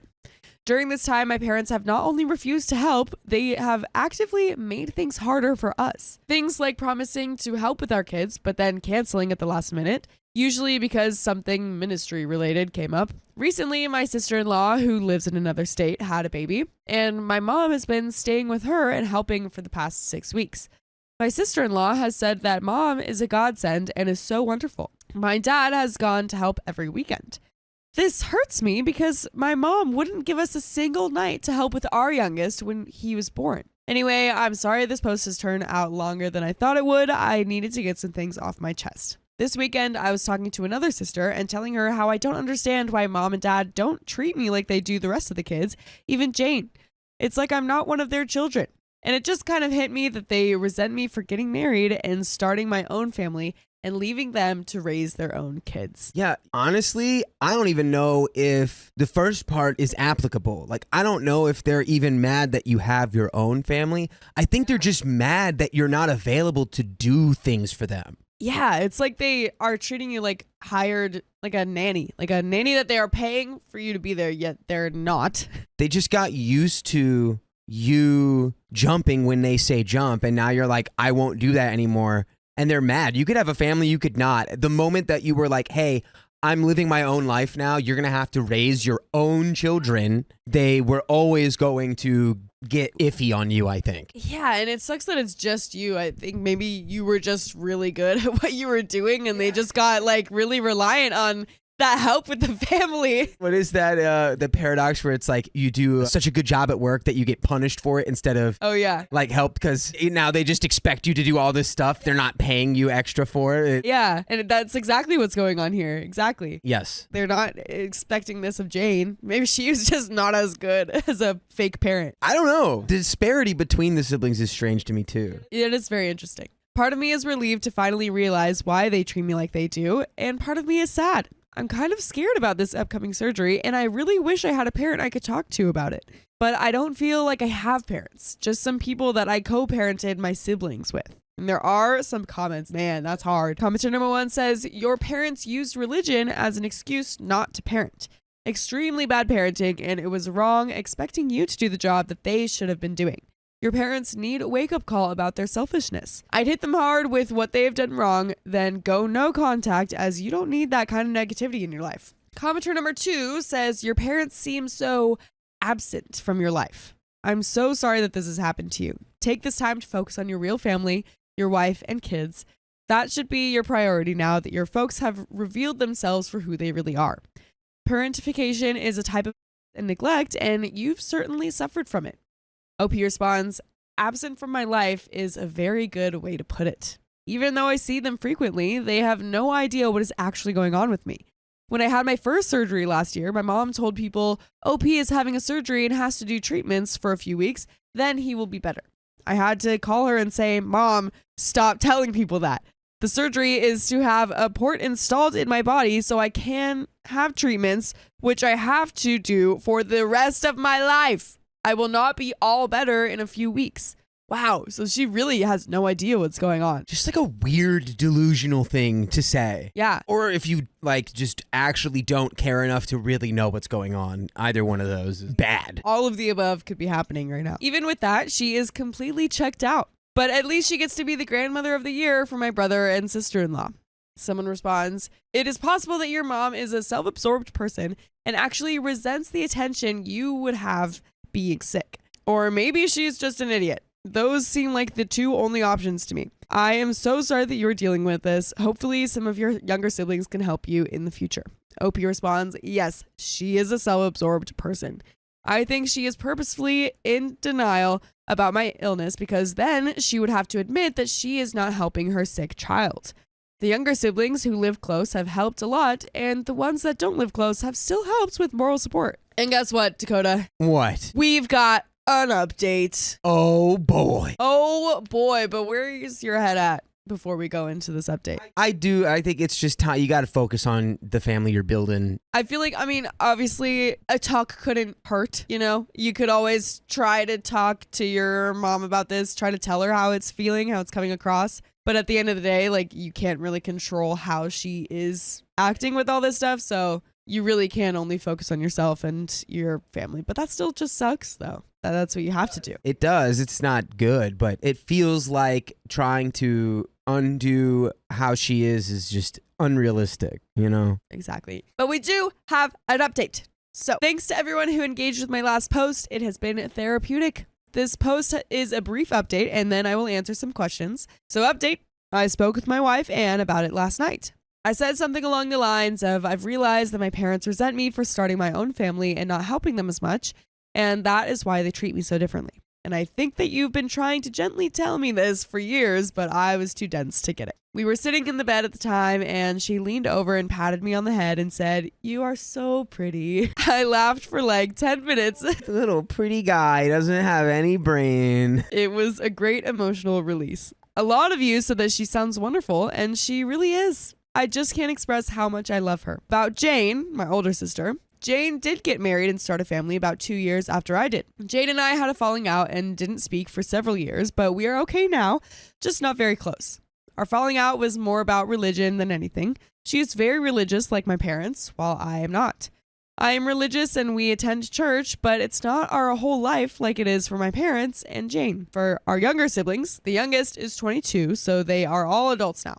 The second to youngest has passed away several years ago, so there are 8 of us now. Oh my gosh. I am very close with all of my younger siblings. They still come hang out at my house all the time, and they are all great aunts and uncles to my kids. All of them, including Jane, are upset with how my parents treated me this past year. Oh, well, that's good. At least they've got the other siblings on his side. Well, yeah, you meet like the siblings who are basically your children. Yeah, literally. So for help with my kids, while I'm disappointed in my parents for not helping, I do not need their help. Anne and I have close friends, plus we both have siblings that help. Anne's parents live far away, but they help when they can. We really are okay and feel very blessed and loved with all the help that we have received. For therapy, part of my kidney treatment plan includes access to a therapist, and I love her. She has been great in helping me learn to live with an illness. I'm not sure if she is the right person to speak with about my parents, but I will ask her and see if she can refer someone if not. I will wait until after my surgery to bring this up, as I need to just focus on that right now. Setting boundaries. When I say my parents won't help, it's not that they say that they won't help. It's that they offer to help and then either bail at the last minute or change plans so much that it causes Anne and I a lot of stress. A few months ago, Anne was sick, and my mother offered to pick our kids up from school. It's a long story, but she kept changing things and making it very complicated, and my youngest ended up being left alone for a little, and he got scared. After that, I had a harsh talk with my parents and told them how disappointed I was in them and how I needed to focus on my health and that they were making things worse. I told them that they are not allowed to take my kids anywhere. They are not allowed to just drop by at my house. And in fact, they were not even allowed to offer help because my mom doesn't take no for an answer and will nag until she wears me down. My parents were bad about this, but all 7 of my siblings took my side and rallied about me, and so my parents have respected that so far. As for going no contact, a lot of people recommended going no contact. I don't want that. I still love my parents, even though they have not been great parents. My kids love them too, and I don't want to take that away. They are good grandparents when they show up. I don't think my parents are awful people. I think that they just had this vision of how they wanted to have this big family and this big ministry, and I think they just didn't realize the responsibilities they put on Jane and I. I've spoken to them in the past and expressed how it was messed up that they put so much on us as kids, and they have apologized. Well, that's good, at least. Yeah. They've kind of realized. That's one of the great things about talking it out with people. Communication, people. I don't know if exactly how I said it earlier, but yeah, you just gotta talk to your parents, be like, here's how I'm feeling, here's what I'm gonna do, and then just live your life by that. Exactly. You don't have to cut them off forever, just don't let them decide how you do things. I think going no contact is definitely a big jump for these people to suggest, especially without like a conversation first, at least. Yeah. Putting my parents on blast at their church. Oh, wow. Okay. Oh. So I guess there's more than a conversation going on. Several people recommended going to their church and telling people how they have treated me. You don't understand this church. They would praise my parents for putting God and the ministry above anything else. These super religious people are crazy. So I guess OP didn't put them on blast at the church. That's just what people were suggesting. Do we not even remember the story of Cain and Abel? Like, I don't. It's literally the whole story of that is God being like, hey, do this crazy, ridiculous thing I'd never ask you to do. Yeah. And then he's like, all right, I guess I will. And God's like, hey, what are you doing? You're supposed to say no. And it was like sacrificing his like firstborn child or whatever. Whoa. And it's like, God's like, hey, dummy, well, I'm not going to, no, don't do that. It's like, bro, I was just joking. What are you talking about? And it sounds like this ministry would be like, get rid of the child. Yeah. Get rid of the child. Interesting. I didn't know about that. I hope I didn't mess that up. Well, we'll research it later. I guess that's it for now. My surgery is in less than 2 weeks, so I'm going to focus on that. I'm going to put this thing with my parents on the back burner, and later I will decide what, if anything, I'm going to do. Thanks again to everyone for your comments. It has really helped me work through some feelings. But we have a second update. Oh, I'm just going to jump right into it. Let's go. Thanks to everyone who has reached out and wished me a speedy recovery. My surgery was last week and it is going better than expected. Okay, yay. All the surgeries and treatments in the past year felt like it was just keeping me alive. But with this surgery, a kidney transplant, I feel like I'm working towards getting my normal life back. Oh, good. It's been hard and painful, but I was expecting it to be worse, so I can't complain at all. Anne is always telling me that she doesn't get enough credit for being funny, so the fact that so many of you laughed when she told me that I was pretty has made her happy. She said, I like these Reddit people. That's so cute. This whole post started because I was having a conversation with one of my sisters. I'll call her Six since I can't keep making up names.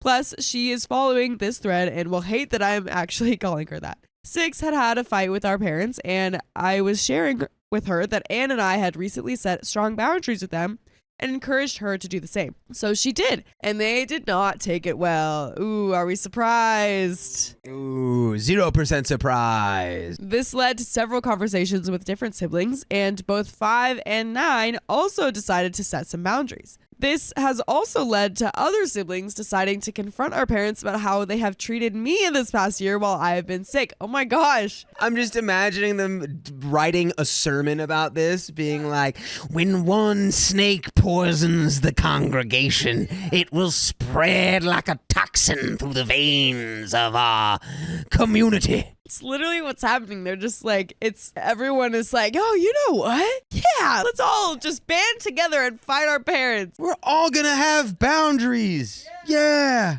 Jane, the oldest, called me the day before my surgery to check on me, and we ended up talking about our childhood. We have not been close for a number of years. However, I feel like we bonded on this call. It was interesting talking to her as an adult and reliving some things. She has been in therapy for a few years, and she said sometimes she will be talking and her therapist will stop her and say, Jane, you just casually rolled through some messed up stuff. We need to stop and unpack this.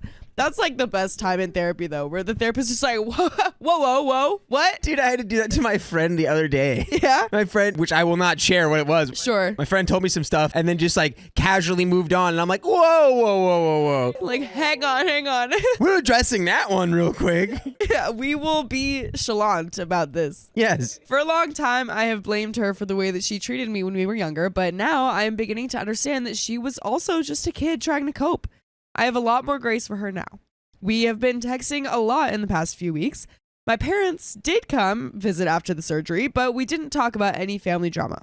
My siblings have said that they are not taking these new boundaries well at all. Oh no. I hope that one day they wake up and realize that all 8 of their children are disappointed in them and they work to be better people, but I am not holding my breath. It seems that they are placing all the blame like they normally do.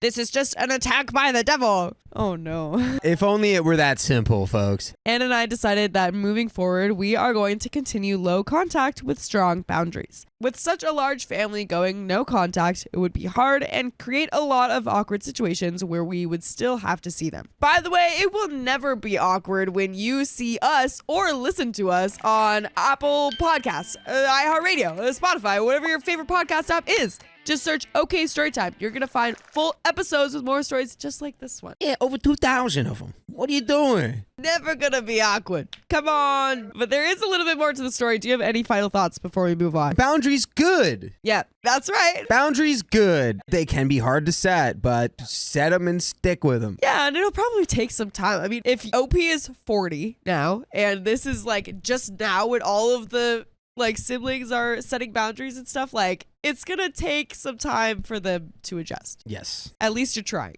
But there is a little bit more to this story. We have also talked to our kids, and they have both expressed that they want to have a relationship with their grandparents.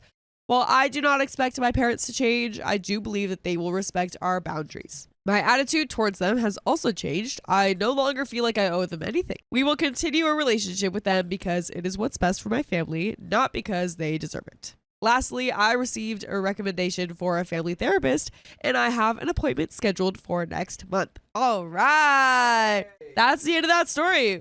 Yes. We love to see it. We got communication, we got boundaries, we got therapy, and we got family therapy. I love when a story ends with therapy. It's the only way it should end. The best ending. The best ending. My pregnant mother-in-law is a bully, and it's causing a rift in our marriage. Don't be a bully. Hi, everyone. First-time poster. After scouring the internet for some answers, as I'm at my wits' end with my husband and his family. Before I get onto the post subject, I feel as though I need to include some background info to give you all an idea of what I'm dealing with here. Husband and I have been together for 4 years, dated for 2, and married for 2. We are in our late 20s and have 1 little one. I'm a stay-at-home mom for now, and husband works for grandfather-in-law's company. By the way, this comes from Conscious Adeptness 7. And if you want to submit your own stories, go to the r/OKStorytime subreddit. Mother-in-law is a very controlling and narcissistic woman who has always had husband wrapped around her finger. Husband still calls her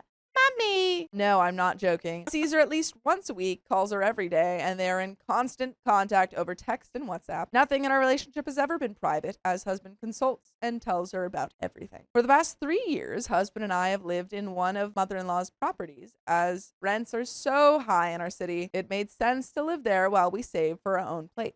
Obviously, this decision has proved to be a huge mistake, as it is way too close to mother-in-law's, and it has allowed her to continue with her intrusive behavior, such as showing up when she feels like it because the place belongs to her after all, and she's just doing us a favor. Just be grateful. Husband's words. One of the biggest examples of mother-in-law's obsessive need to be in control is that she had husband and his 3 half-sisters privately tutored at home until they were 18, until she allowed them to go to university. It was at university where husband and I met. I am his first and only partner ever. Husband has low self-esteem and abandonment issues, as he was born as the result of mother-in-law being taken advantage of by a married man when she was 18.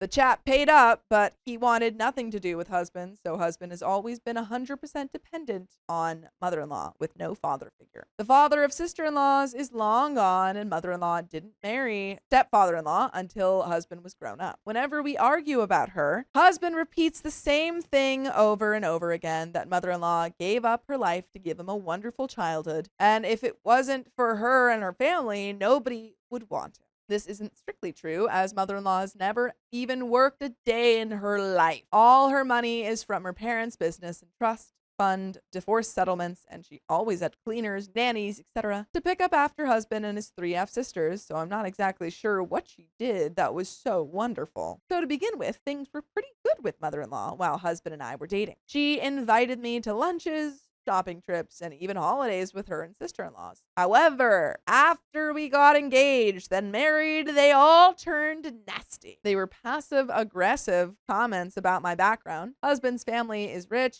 mine not. My looks and anything else they felt like picking on. Initially, I just gritted my teeth and tried to be the bigger person by not playing their game.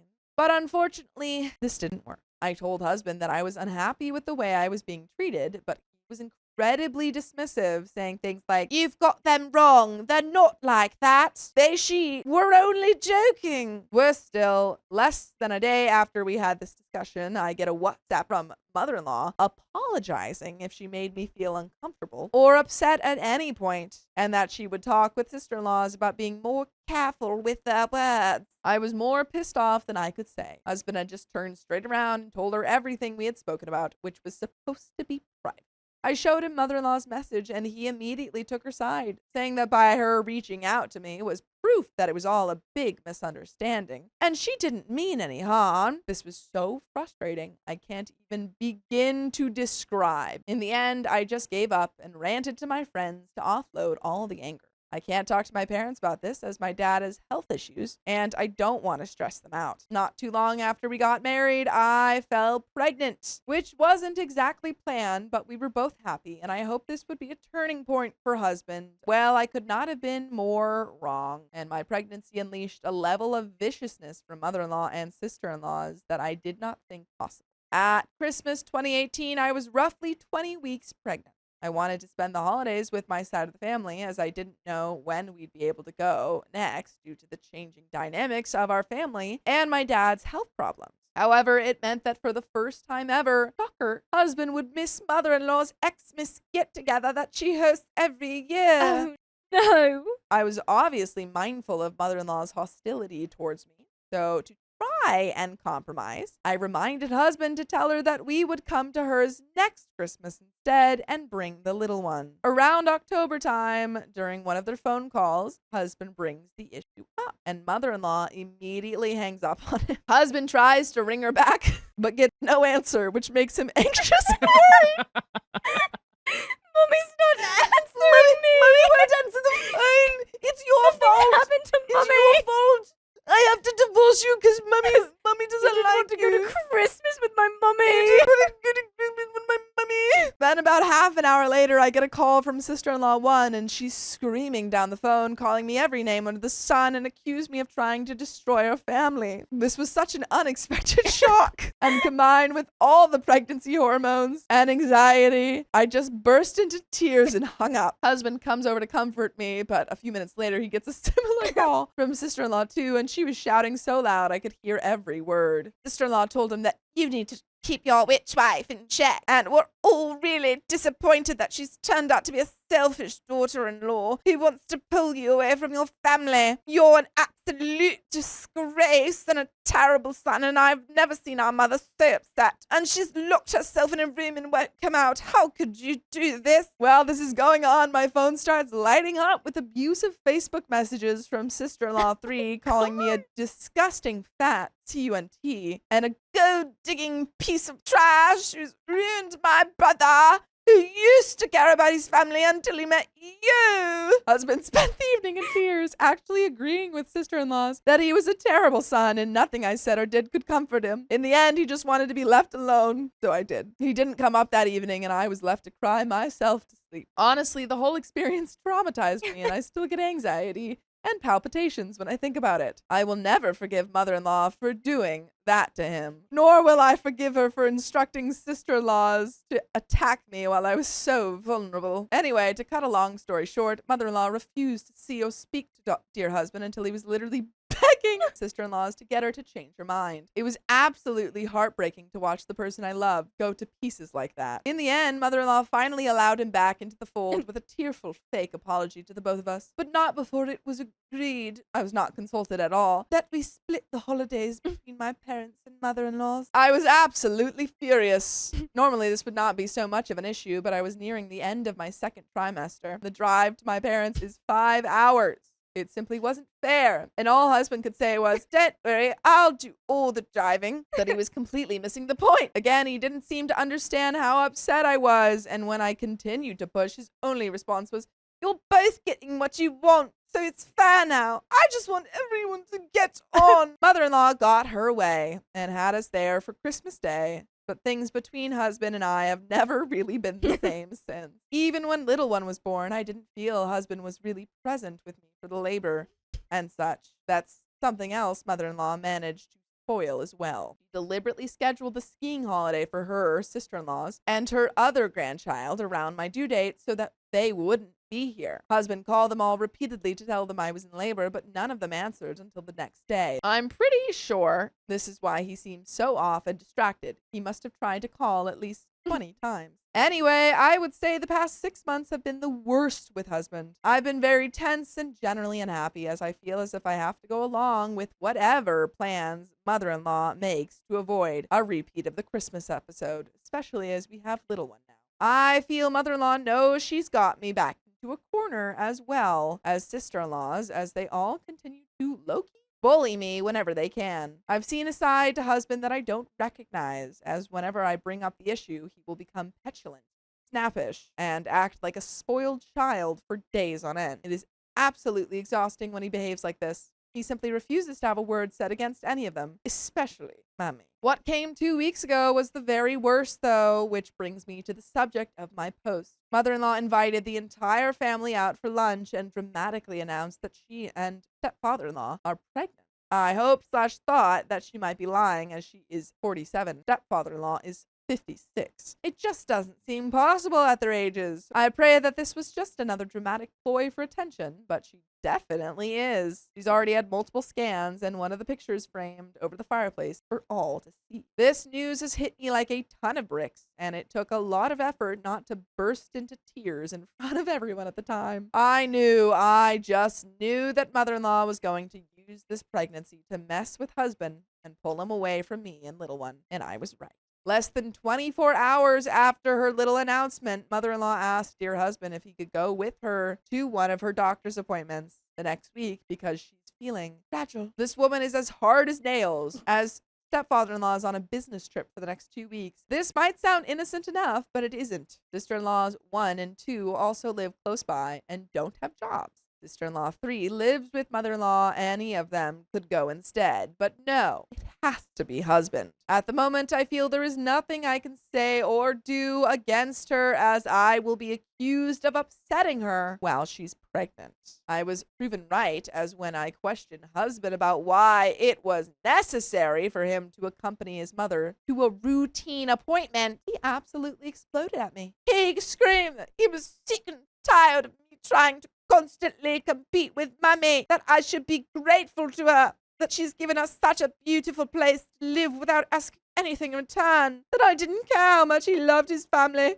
and how I was a total witch for trying to make him choose between me and them. He then proceeded to storm out and go to, you guessed it, Mummy's house. Honestly, I have never seen him so angry in all the time we've been together, and I cried for about half an hour. I absolutely hate that husband can't see that it is mother-in-law who has turned our family life into a constant tug of war and not me.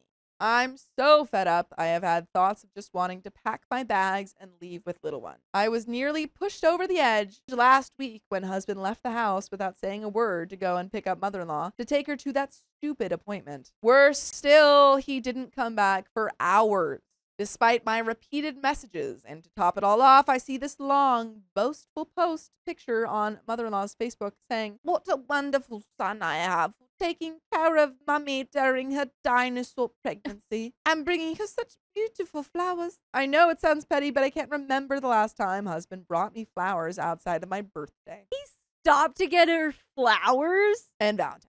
I just feel like I'm always being sidelined in favor of her, even down to the smallest thing. We haven't really been speaking since this last incident. I still love husband very much, but married life for the most part has been utterly miserable, and I cannot live like this for another 20 plus years.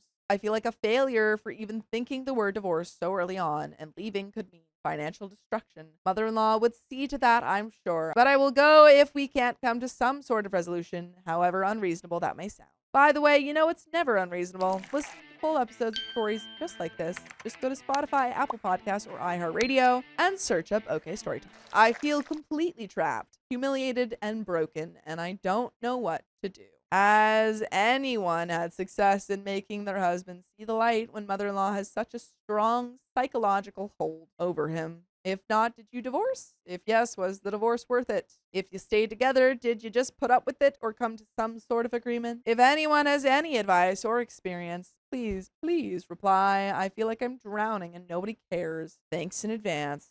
Honestly, divorce him and go hang out with your dad. Your dad's not feeling well. Go be with him.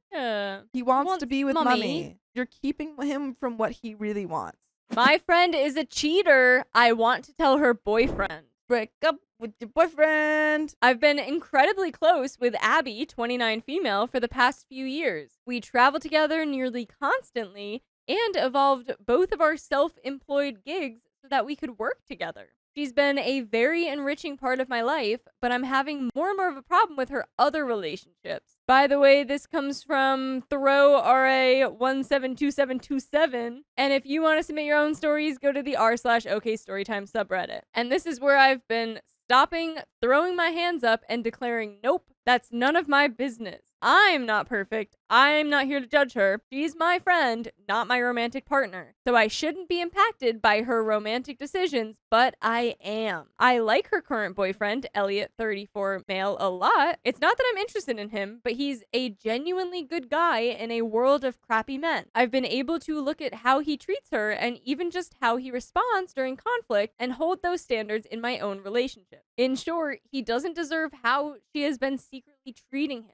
Abby has always had a cheating problem, and she's always dated problematic men where it was easy to make excuses for her behavior, but Elliot isn't like that. He genuinely loves her and treats her well, and she still goes off and sleeps with her ex when the opportunity presents itself. She still texts with guys she used to hook up with. A few months ago, she met up with someone new, a minor celebrity, because again, the opportunity presented itself and Abby loves doing it for the plot. I fully admit thinking that her DMing him was harmless in the way that you think your DM to The Rock would go unanswered. Obviously, it wasn't Daddy Dwayne. This guy is an excellent combo of accomplished, niche, single, and unproblematic. Abby ends up spending some bonding time with this man before he had to rush off to an event. I was tracking her phone the entire time as this was one of the very few adventures I was not joining her on. She filled me in through a giddy phone call after, and as always, I was happy she was happy. We talked about it a lot in the weeks that followed, including her blurting out the story to my boyfriend, who was less than thrilled. He views cheating very differently than Abby, thank God, and is frankly pissed off that she's put us in the middle of it. He hates that he now knows Elliot is being cheated on and feels he can't do anything about it. I've been sitting with it more and more, and all of this is getting to me. Abby always says she doesn't want to keep acting this way.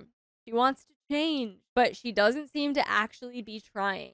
She still sees her ex whenever he comes into town. The ex paid for her entire birthday party this year, and she actually seemed annoyed that Elliot didn't want to know about how she got the location and who was funding it. Sometimes it's like she wants him to ask more questions than he does, but I can't understand why. I hate that she acts this way. On the other hand, is it really my place to have an opinion about how she conducts her relationships? She lies to him so much, and I don't feel like he deserves that, but I also don't know if she deserves me telling him. Besides, that would mean the end of our friendship. I'm not sure if I'm ready for that, though the more I think about how much he's been lying to Elliot, the more I wonder if she's lying to me too. Abby has told me that I'm the only friend left she feels that she can truly be herself around because her other friends no longer want to hear about her cheating. I never wanted to tell her I didn't want to hear it either because I worried she'd go off to meet someone and not tell anyone since we all disapprove. The guilt is really starting to eat at me. How do I tackle these feelings about a relationship that isn't even mine? Update. It's been about 2.5 weeks since I posted about my situation with my best friend Abby and her ongoing cheating problem. I wanted to update the people who had asked, for one, and answer some questions that were asked in the comments.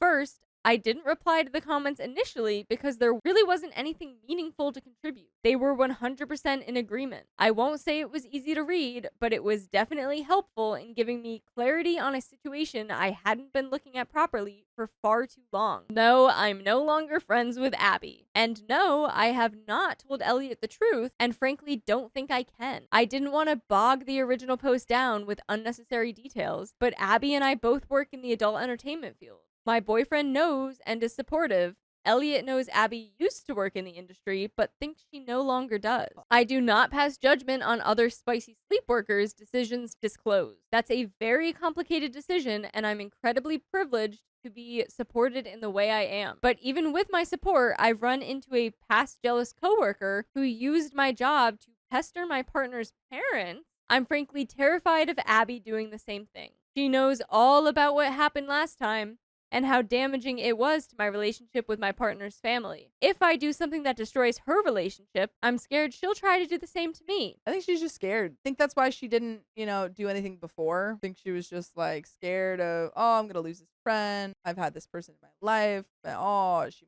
might get back at me. And while I haven't done something wrong like cheating, that doesn't mean she can't do damage. Now to some comments. I'm not great with formatting, so I won't bother trying to put all of the quotes in here. My comment about Elliot being a great guy, I was thinking about Abby's exes when I was writing that. The last 2 men she was with physically mistreated her. I definitely got used to her cheating back then because I didn't see it as some crime against a loving relationship. They were brutal men. Elliot is nothing like them. That is what I was highlighting in my head, but I absolutely see the irony in juxtaposing Abby's behavior instead. Why I was friends with Abby? I'd give a brief overview, but it's truly irrelevant. In short, I chose a crappy friendship over being incredibly lonely. It's not a great reason, but it's the truth. The past few years have been a really difficult descent into multiple chronic illnesses for me.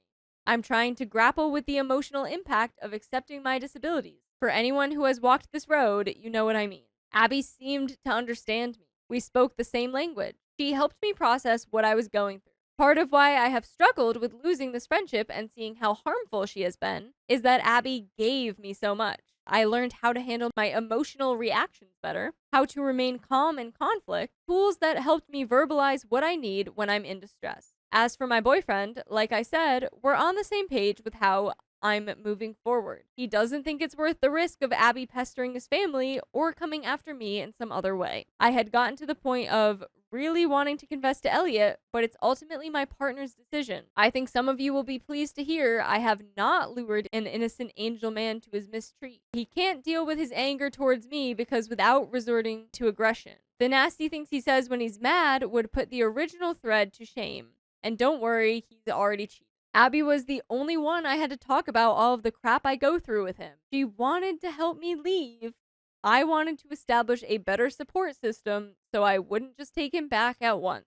I had thought for the longest time that he was just trying to isolate me, saying she was awful, but it turned out to be true. Now Abby's gone, and with her, about 90% of my social support system.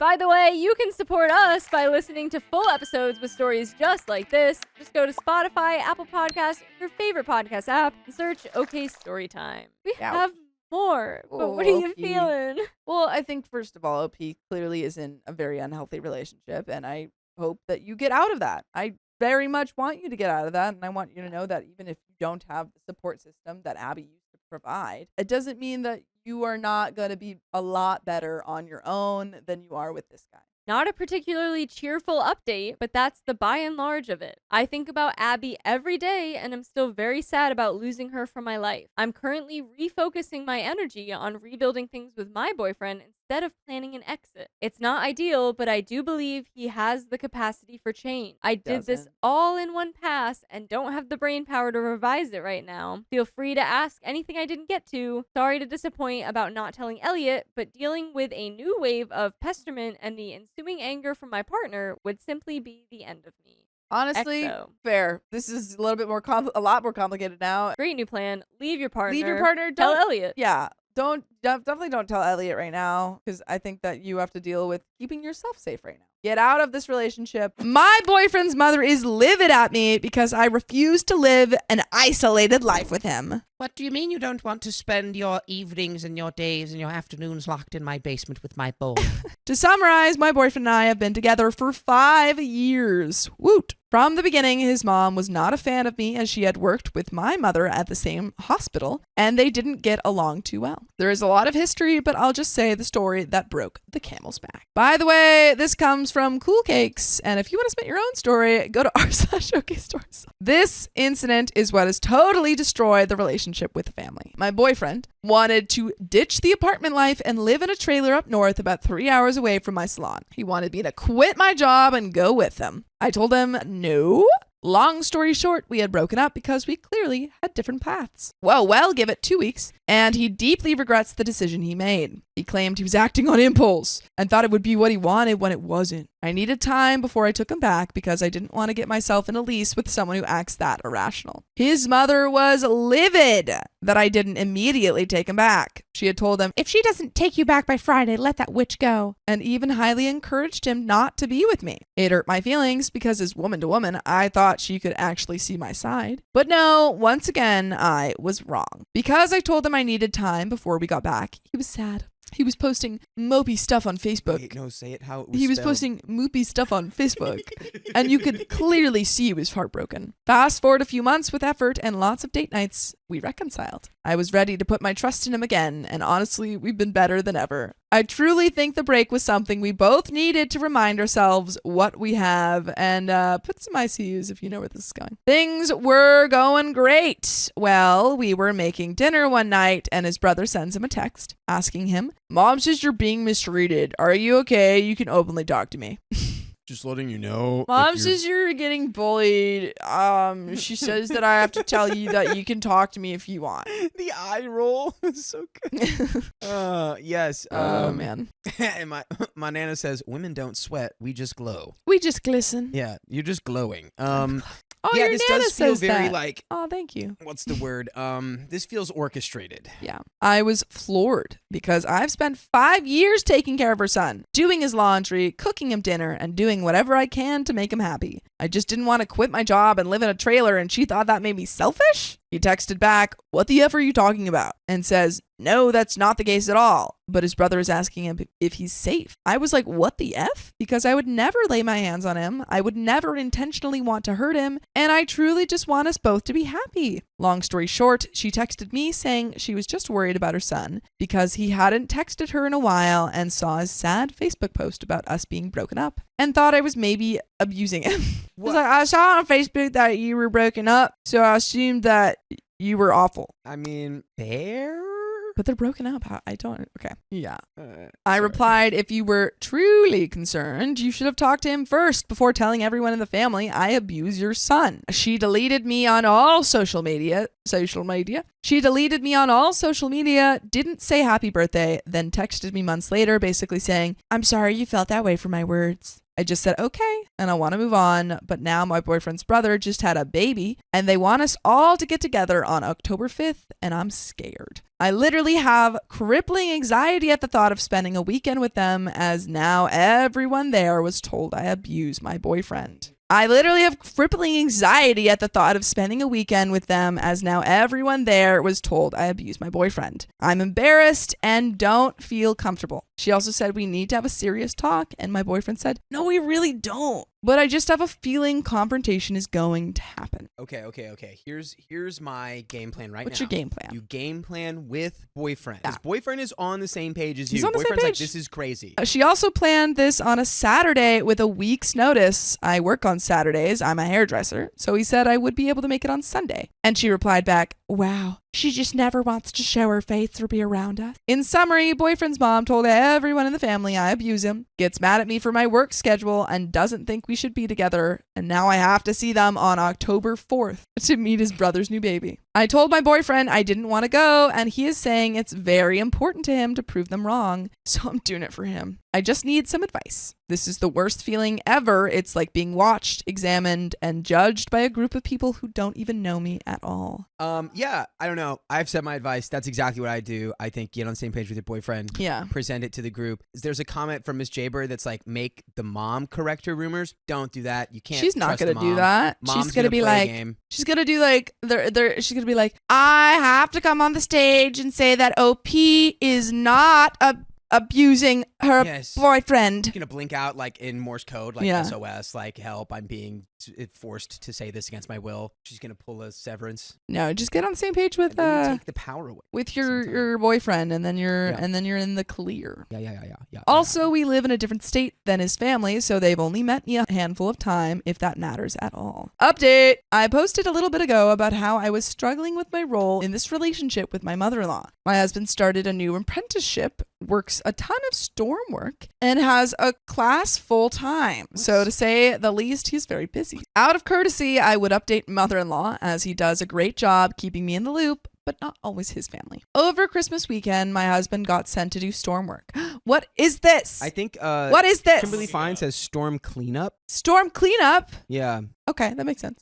You know. I updated mother-in-law, and then she proceeded to say, "Me and father-in-law aren't coming down X days, as we assume husband will be back by then." I talked to my husband, and he said, "No, I don't know how long I'll be gone." I relayed the message, and she pushed and pushed. It was then I made my first post. I was done being the messenger. She doesn't respect when I say, "No, right now is not a good time for your son. He's busy." I told my husband I couldn't do this anymore. He agreed. After he worked 70 hours of storm work, mother-in-law tried again. My husband said, I will let you know when it works for you to come down. He just wanted to rest and catch up on schoolwork. He got released on Christmas Eve. They didn't know he got released as I didn't share. So when she texted me and asked if he was back, bless you, Thank you. I said yes. It was short with no details. She then asked to FaceTime on Christmas. Father-in-law says on FaceTime, you had time to update your wife, but not your mom. Yeah. Yeah. Yeah, sorry. Nothing personal. It was in a joking tone, but it still rubbed me the wrong way. My husband said, yeah, that's my wife. Then mother-in-law said to my husband, I thought maybe you just didn't like me anymore. She then posted on Facebook, if they don't miss you, they never cared about you. Okay. To be fair, my mom will pull stuff like this sometimes, but not the Facebook post. She That's just goes like, so funny. I just thought you didn't like me anymore. And it's like, Yeah, it's my like, dad will okay, text me come if I on, don't Mom, text my dad back enough. Yeah. He'll be like, I guess you don't even care about your father anymore. Yeah, and it's like, Yeah. but then he won't go on Facebook and Yeah. be like,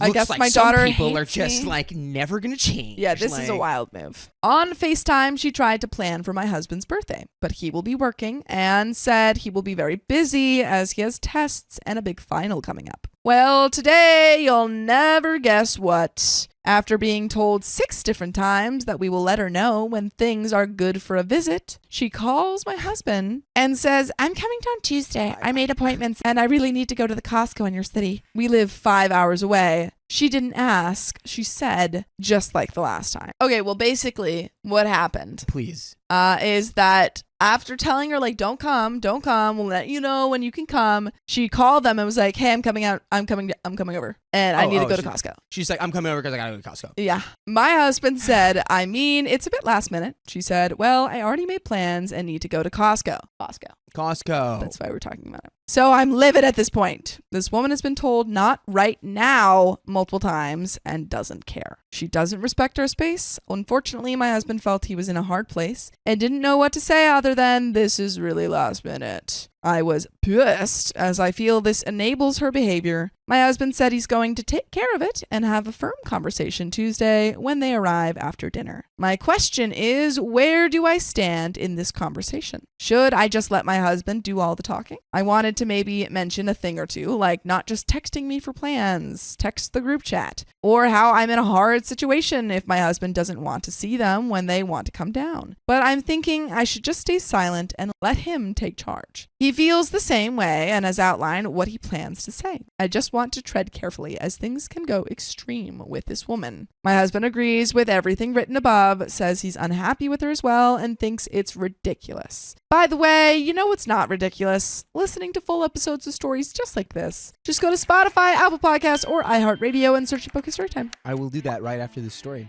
Just do that. Please do have a little more story left. We've got a little bit. Do you have any final thoughts? I mean, yeah, I think with how your husband works, like it's kind of hard to be like he has to take point forever or whatever. Yeah. I think in this one He did okay situation in you this can one. take point, right? But it's like you're gonna have to develop Yeah. some path Yeah. for you to be able to communicate with the mother-in-law, or not even the mother-in-law because y'all aren't married, but just like communicating with his mom without it being Volatile. yeah, exactly. Like figuring out the like what kind of kid gloves you got to wear, like what order of operations you need to do in order to like sort of bypass her more volatile reactions. It doesn't make her right. Like I'm just saying, how do you make the situation as peaceful and like effective as possible moving forward? It's like you got to figure out how she needs to be talked to. Yeah. Like, And hopefully your husband will have some insight on that. yeah, and also just keep communicating with your husband Yeah. about where you're at with it. Yeah. What makes this complicated is mother-in-law lost a child a few years ago, and husband lost a sibling, so there is grief there. However, that doesn't mean she can disrespect boundaries. Thank you for reading, and I'll take any advice. There is more context in my first post about her behavior and why this woman gives me so much anxiety. All I know is this upcoming conversation is going to be a crap show, either with tears or anger, and I just need solid advice on how to tackle this. And that is the end of the story. And there you go. I think we gave you everything we can give. You have the tools, now you must use them. We have the tools to rebuild him being the dynamic we have with our boyfriend's mother. Indeed. My sister-in-law lied to her in-laws about our family. I couldn't stay silent. Speak your truth, girl. I am 25 female and have an older sister, Kate, 30 female.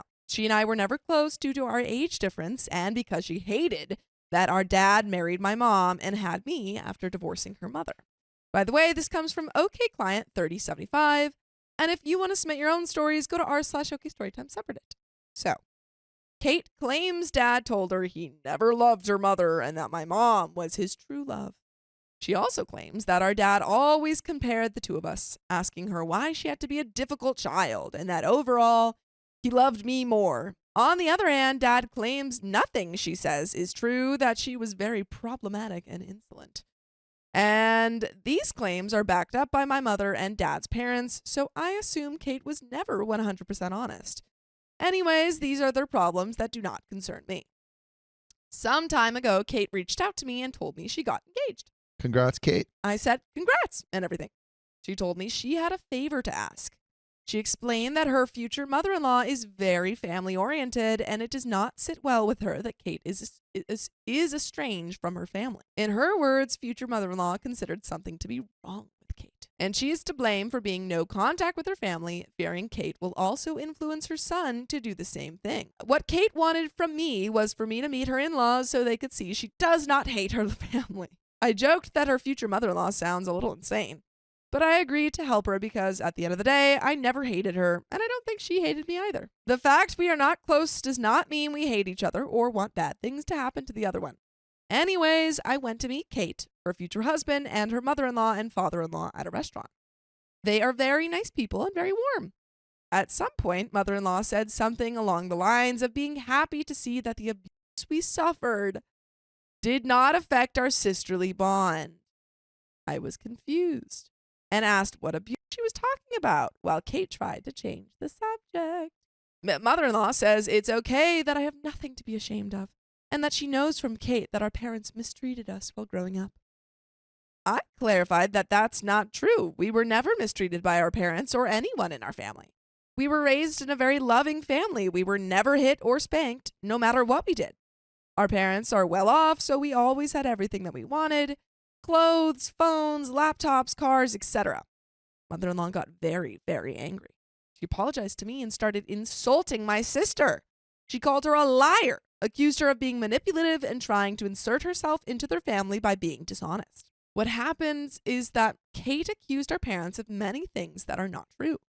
Now Kate is accusing me of ruining her life. She says her engagement is over, the in-laws hate her, and her fiancé does not trust her anymore. I mean, because you She lied. You lied about your whole family. Who would trust you after that? The thing is, I don't think I did anything wrong. I cannot sit and hear people blasting my parents for her lies and for things that never happened.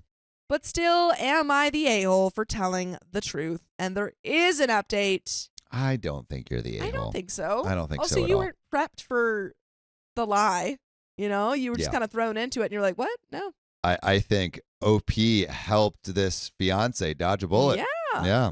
It also feels somewhat like Kate is possibly the type of person that needs to have her life be more traumatic and more interesting than it is. She is trying to get trauma karma. Yeah, she's like, I Trauma need points. something to write about for my college essay. Yeah. You know? I was so misunderstood. No one understands me. It's so hard. Yeah, we had 3 cars and no one bought a car for me. So a lot has happened during these last days that generated even more drama. But before I get into that, I want to express a big thank you to those who commented and provided their feedback. After reading your comments, some things started making more sense, and honestly, it brought a lot of perspective on things that I missed. Also, I got really mad reading every little comment from those who projected their own messy family life over my family. And I realized the magnitude of her words and claims. People called my parents abusive, invented things that never happened, and started projecting on what her life was. Some of them even claimed my mom ruined her life when my family did not even meet my father before his divorce. So it was a shock to me to see that strangers who somehow hear her stories may as well believe everything that she says without even doubting a word or even add their own drama into the picture to feed her fantasy. The major thing that happened was that one day her ex-fiancé reached out to me via Facebook. He apologized for how things went during the meeting with his parents and asked me if I was willing to meet with him to have a chat because he wanted to check my version of things that Kate told him. And I'm sure those are not going to match up at all. No. I explained that I do not want to do this behind her back because I don't think it was fair.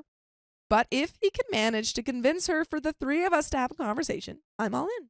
I also told him there are a lot of things I need to confront her about, and I would feel more comfortable with a witness there. For 2 days, I heard nothing from them. And yesterday, the big conversation happened. We scheduled a call around evening because everyone felt more comfortable like this.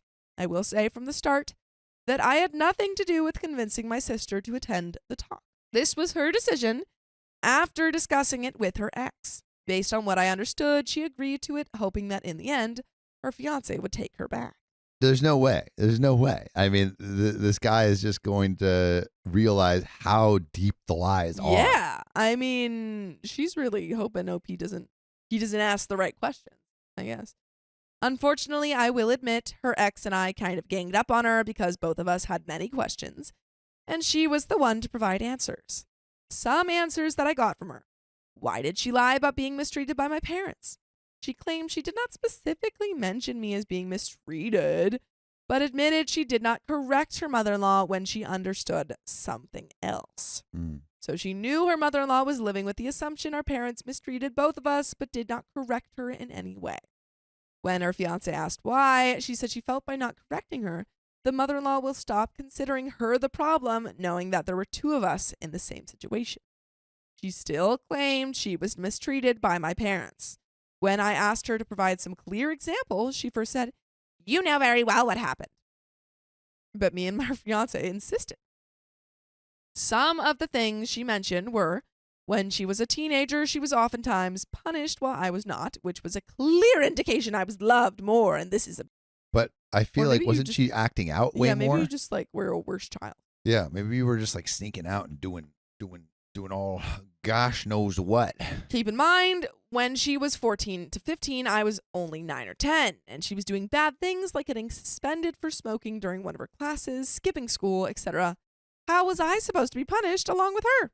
She said I was also doing bad things, but was never punished while she was. Her fiancé asked her verbatim, "So you claim you were mistreated because you were punished for smoking in class, while the bad things your younger sister did were maybe drawing on walls?" I love how the fiance is like, He's like, let and me so get let the this record straight. show. Let the record show the defendant is claiming that smoking and drawing on walls are a one-to-one comparison. Your Honor, I rest my case. She was not able to answer. She claimed she was financially mistreated by her parents because they would not give her money for fun activities, school trips, or events when she misbehaved. This was an example of punishments she would often receive. Her fiancé asked her if our parents provided her with basic things like food, clothes, and school supplies, and she said, yes.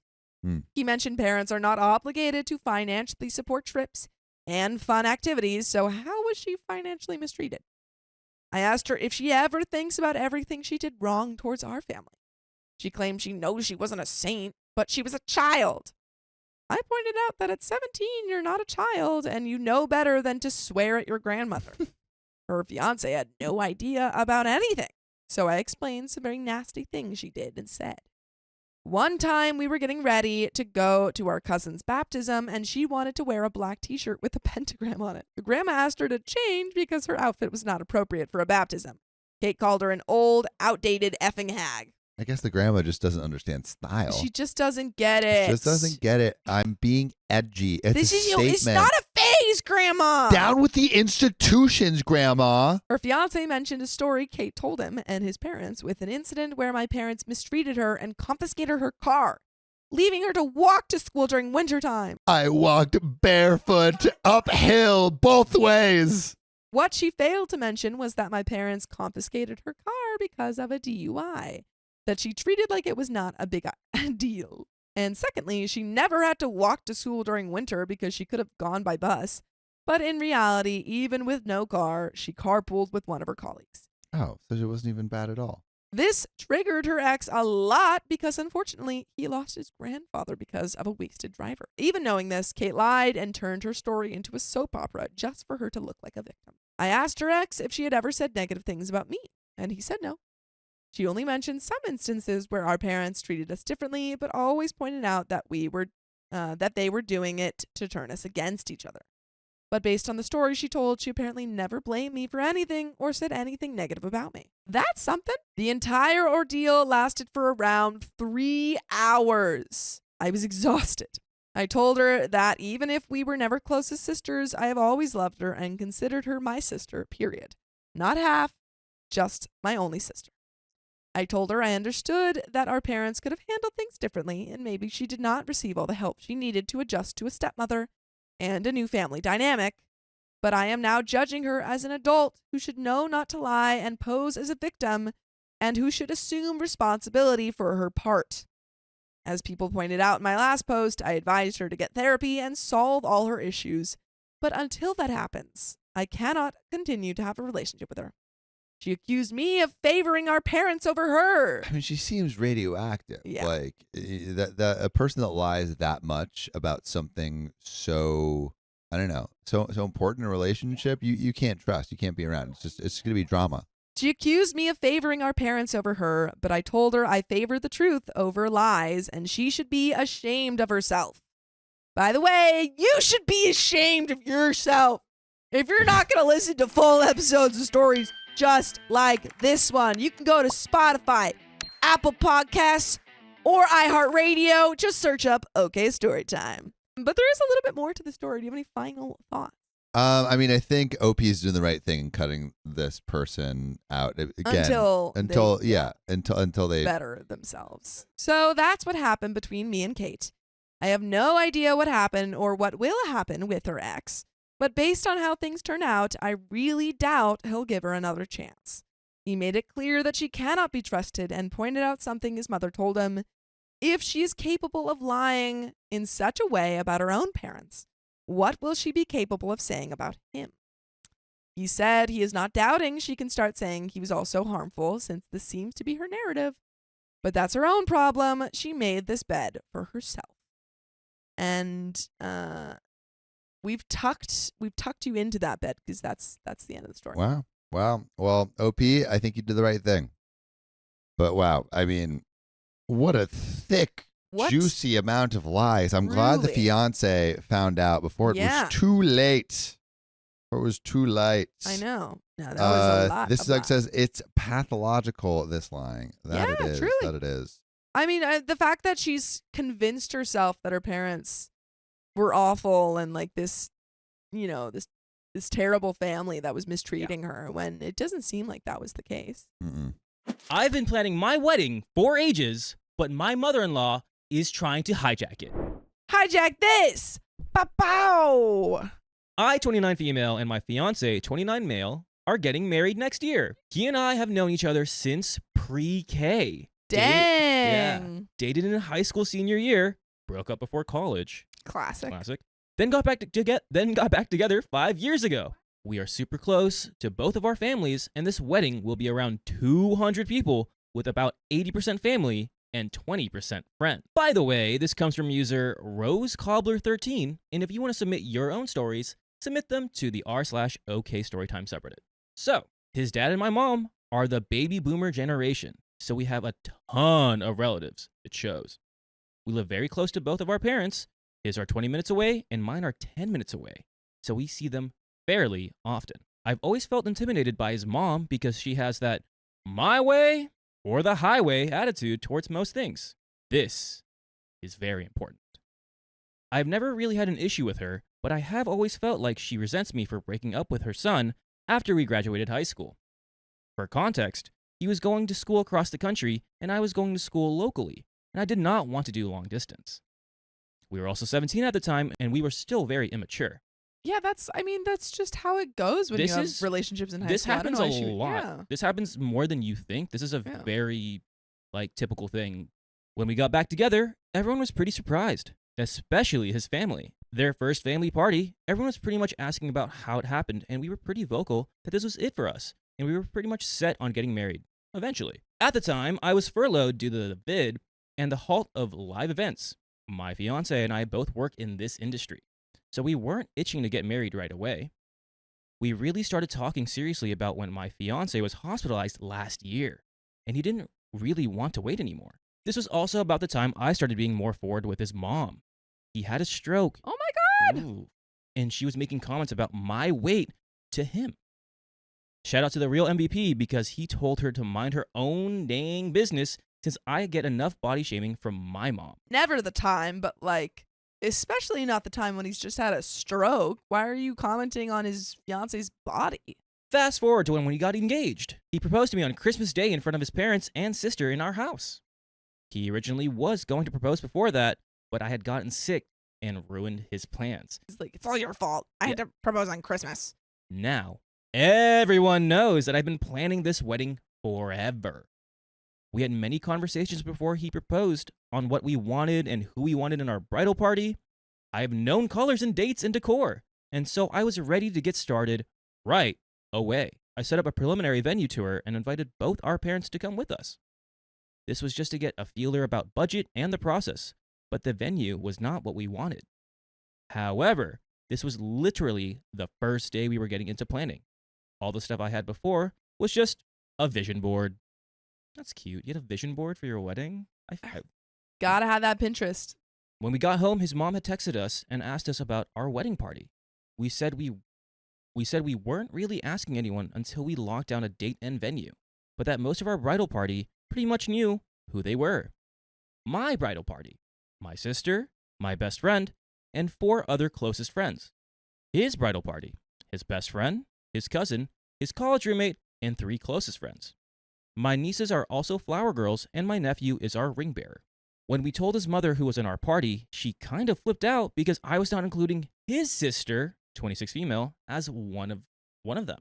For us, this was on purpose. His sister and my brother were going to have special parts in our wedding. And we thought this was pretty fair because doing a reading to highlight them was better than not having them included at all. I was also going to include her in most of the bridesmaid fun, like bachelorette and getting ready. As the baby in my family, I always wanted a little sister, and so I have treated her like family always.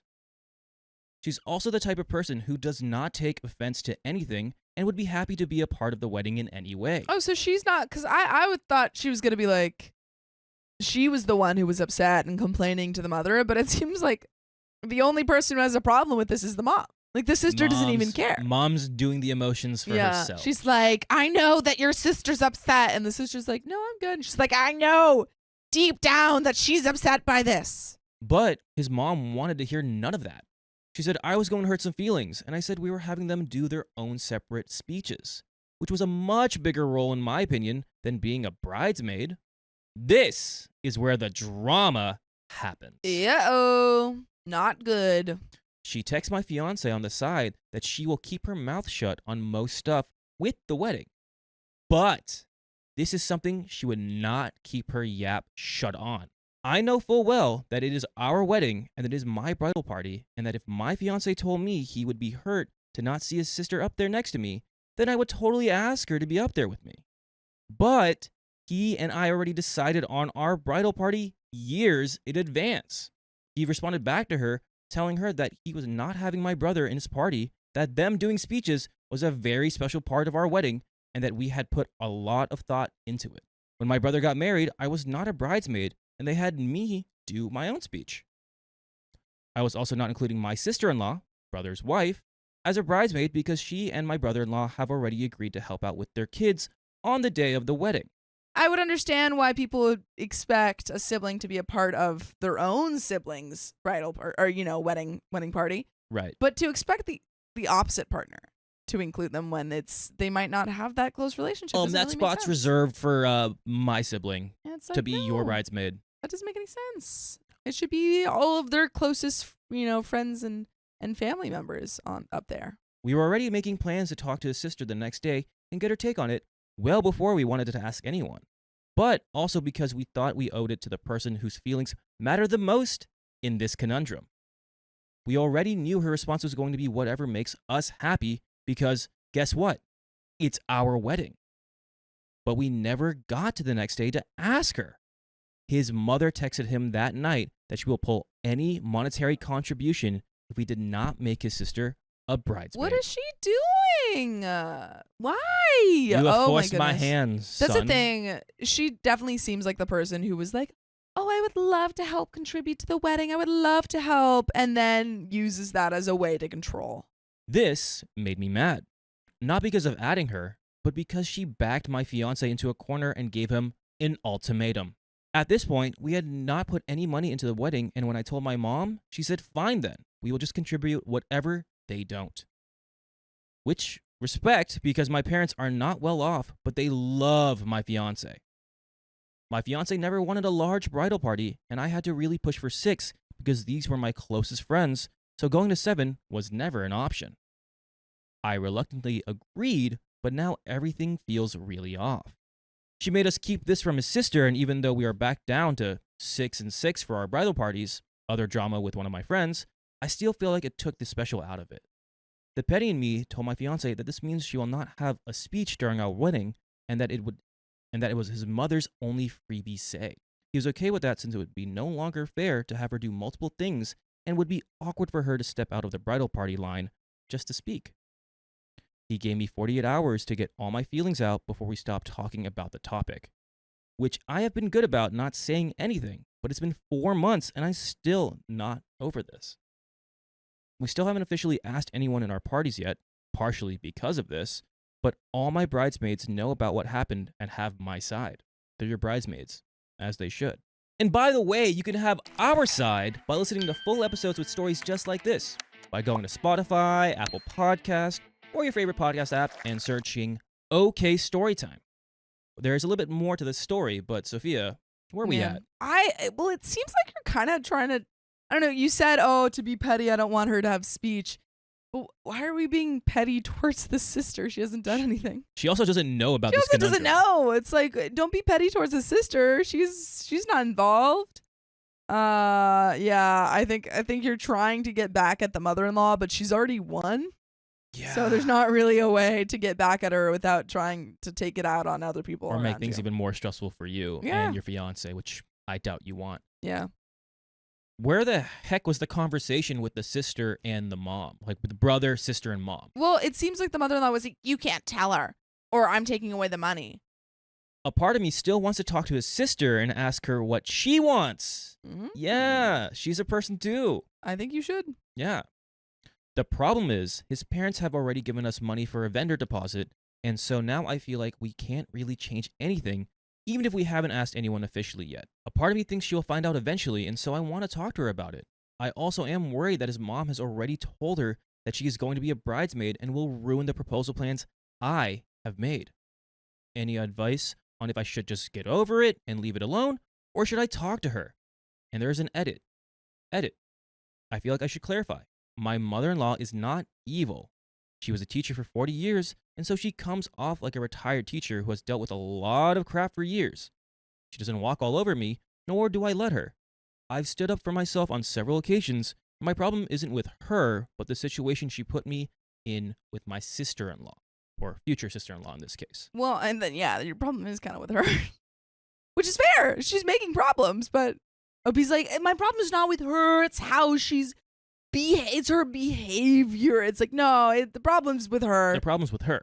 And I think you have to talk to your partner and say, like, hey, maybe not for this wedding, but going forward, we have to realize any monetary help that she's going to give us is coming with the strings. Because guess what? If this is the basis for you going into your wedding, yeah, what's say in the future? Yeah. With any monetary things, she's gonna give you an ultimatum for everything. You're gonna let her do everything. You gotta. I know you said I've put my fences up with her. I've stood up for myself. This is your wedding. Yeah. This is one of the biggest days of your life. This is something that you should stand up for, and maybe you just talk. Not even like attack, but just hey, sister, mother-in-law, fiance. This is what's going on. This is how I feel. Yeah, sister, see where we're at. Want to be in the wedding?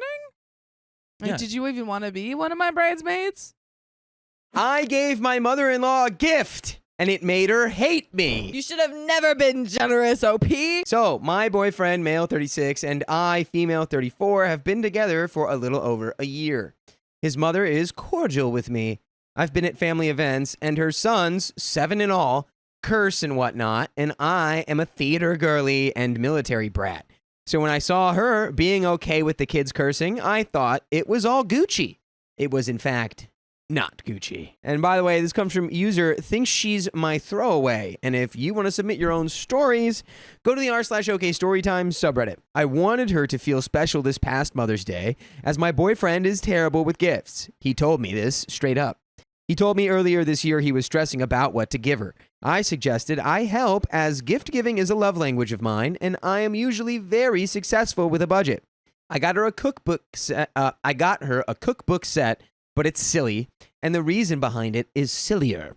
She once complained to me at my boyfriend's party for his birthday, saying she had too many mushrooms, didn't know what the heck to do with them all. We laughed as she joked about if people will think she's trying to push mushrooms on them as she's giving them away to friends and family, if you catch my drift. I found it funny, and when my boyfriend asked for help, I suggested a cookbook I found on Amazon titled, "Oh Crap, I Have Too Many Mushrooms." It's part of a series replacing the key ingredient with onions or etc. blah, blah, blah.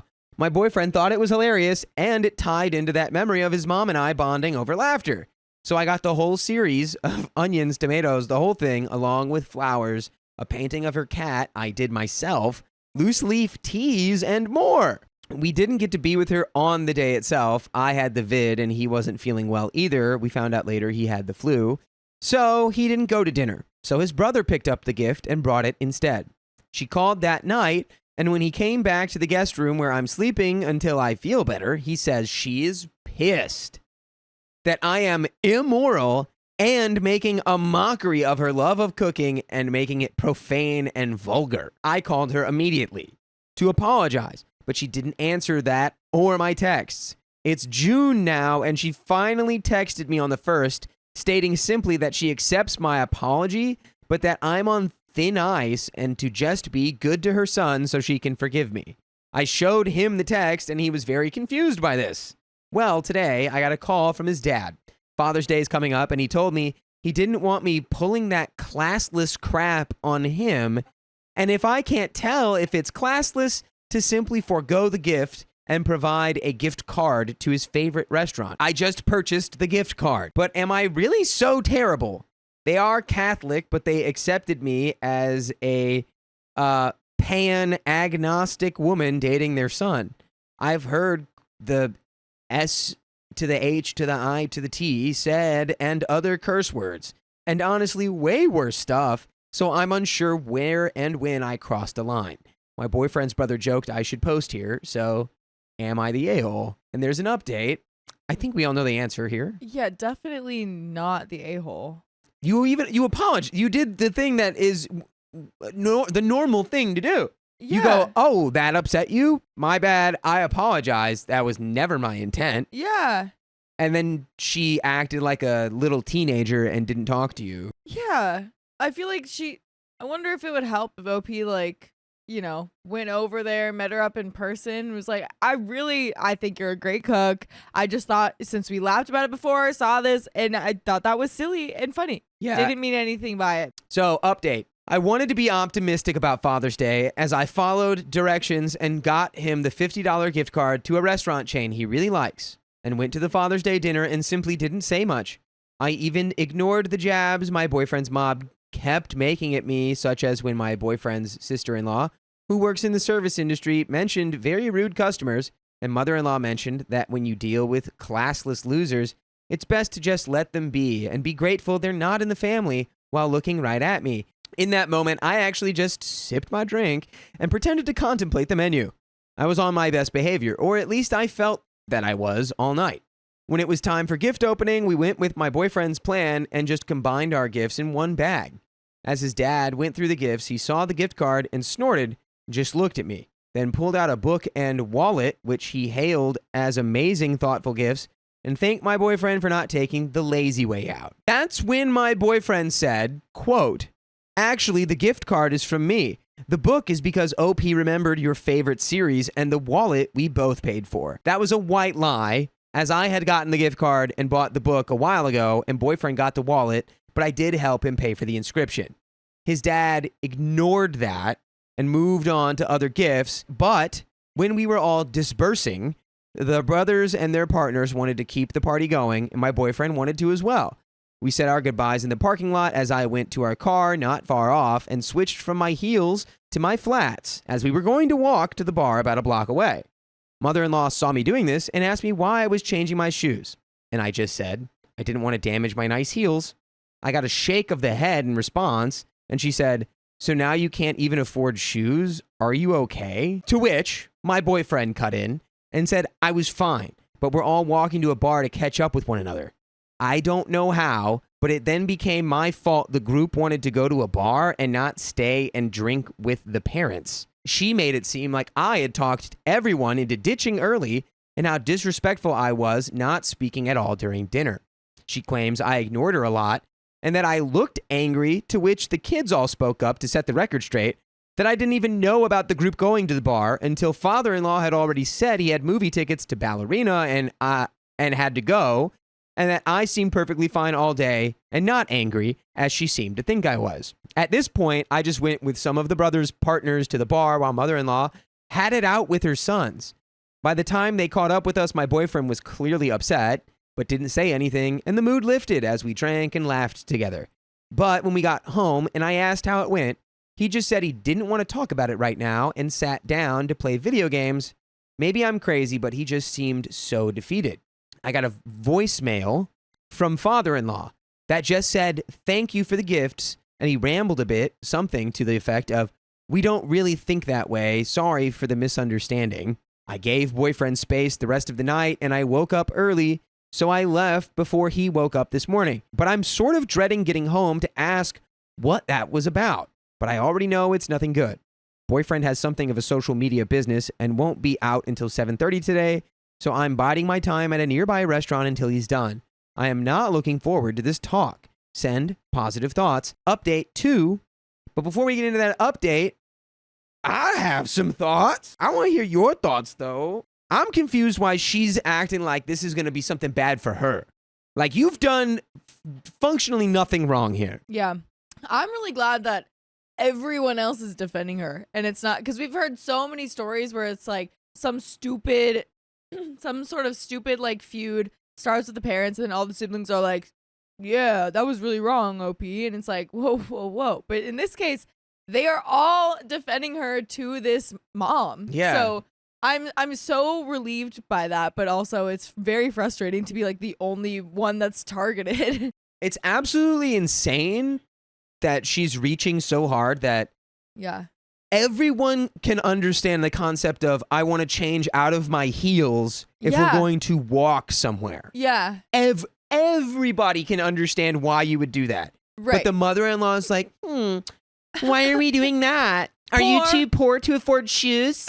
It's like, what are we what are we doing? And then she just starts blaming her for like abandoning the parents. It's like, you're hallucinating. Hey, your husband's gonna go see a movie. If anyone's abandoning anyone, it's the dad. So, update 2 starts with, I really don't understand. I talked with my boyfriend Ben last night. He was much calmer but still upset. At first, I thought he was upset with me, but it was just the situation tail spinning out of control. Yes, OP, that's why you didn't need to be worried. He started with apologizing for his parents' behavior. W, saying this was not how he was raised and he's never seen his parents act like this before. But he can't ignore that reality.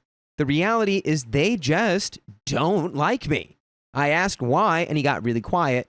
And I asked if, as some comments suspected, it was because I am not white. That's when he told me what happened. The significant others of all the brothers all got around me and started to defend me. The brothers got in between, and the eldest, Derek, told us to just go to the bar, so we did. Derek's wife, Crystal, told him to deal with his parents or they will, which pissed mother-in-law off, and she apparently screamed at us to come back, but we didn't, obviously. Once we left, Derek asked what the big deal is and why mother-in-law and father-in-law are bullying me. She tried to Uno reverse card it into a narrative that I was actually the one bullying her, and father-in-law was just defending his wife like a man. The exact wording, which is important, remember that. So everyone needs to leave him alone.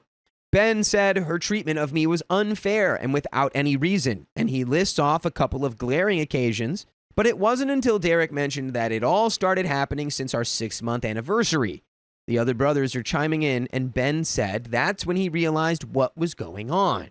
His mother made some off-color comment to him over the phone about how surprised she is that we lasted so long, and he joked he was going to marry me someday. She called him childish and basically scolded him for using marriage so flippantly. He thought it was just a religious thing at the time, but then mother-in-law said the words, quote, "You know those people are promiscuous. You need to watch yourself." Everyone pretty much exploded at that point. Who are these people? What do you mean, those people? And what do you mean by that? Mother-in-law turned on the waterworks and said she was just looking after her baby boy. Ben is the youngest, and Ben shut it down, telling her that the only way she could look out for him is to support him and I, and to be happy he found someone. He told his mother that she better apologize to me because, quote, "What happens is up to her now, and he needs to defend his partner like a man," and then he walks away. Defend his partner like a man, exactly like the mother-in-law said at the restaurant. Derek later told him he stayed back to tell mother-in-law that if Ben and I decided they don't want to deal with her anymore, he wouldn't blame them, and he asked his dad to take her home. That's the lean version, because from there, it's a lot of accounts of who said what, when, and whatnot, but I wasn't there. What Ben tells me is that it's really up to me how to proceed. He is willing to go low contact for a while and see if her behavior changes, but if I really want, we can just stop going to family events anymore and spend time with my family instead. He just asks that he still be able to call or text them on their birthdays, of which his mother's is this summer. And by the way, summer, spring, fall, even the winter, you can listen to full episodes with stories just like this on Spotify, YouTube, Apple Podcasts, iHeartRadio, literally anywhere you listen to podcasts.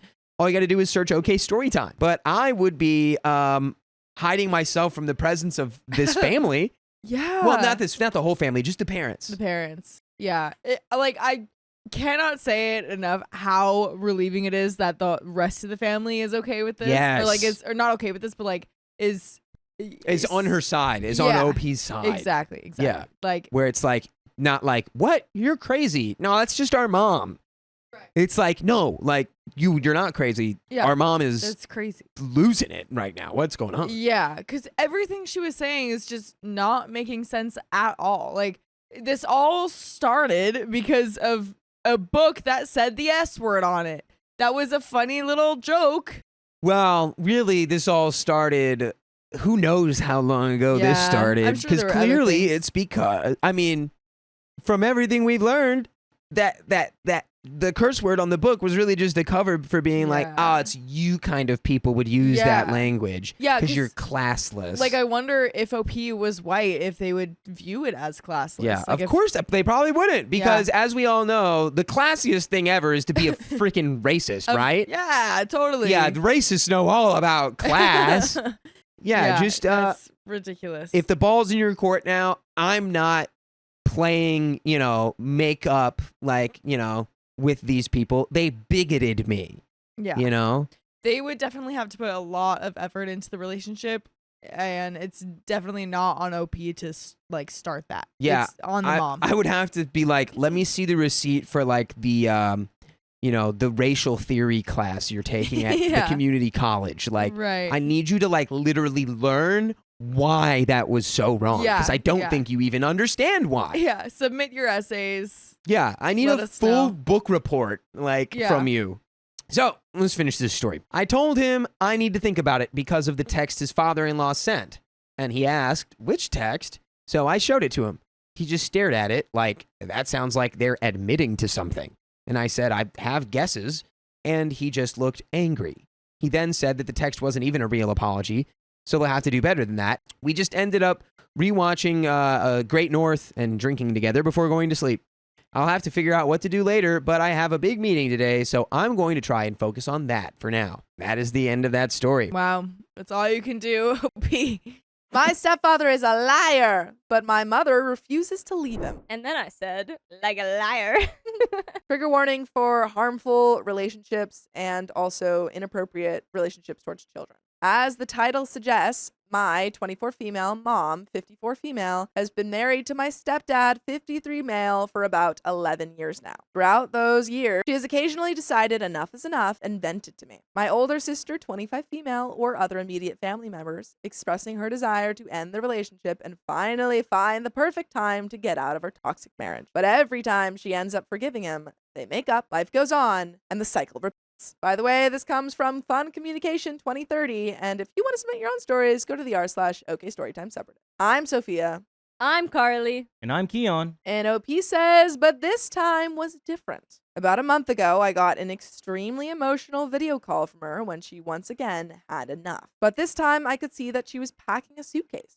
After a particularly difficult fight, things escalated badly enough that she had an emotional breakdown, decided to leave the house, and drive over 16 hours to the state I live in to get away. I tried my best to calm her down and understand the situation. I can't remember the specifics of what finally made her reach this breaking point, but I'll try to describe what the last 11 years with him in our lives has been like to paint a better picture. My mom met my stepdad on a dating site. On their first date, they decided they wanted to get married. Marriage is a big thing in my family and our culture. As much as I disagree with it, we don't really do dating, no matter how old you are. My biological father was arrested and deported when we were really young, so she's been operating as a single mom for quite some time. It was hard on all of us, but our family really stepped in to support her by taking care of us while she worked. Though we were older, but still minors, she felt pressure to find a man to provide stability for both herself and her daughters. I honestly don't blame her. There's stigma to being a single mom in our culture, and the weight of being a single parent was overwhelming for her. Things moved pretty quickly from there. The honeymoon phase began, and he showered her with gifts. While she enjoyed this time, my sister and I started to notice red flags.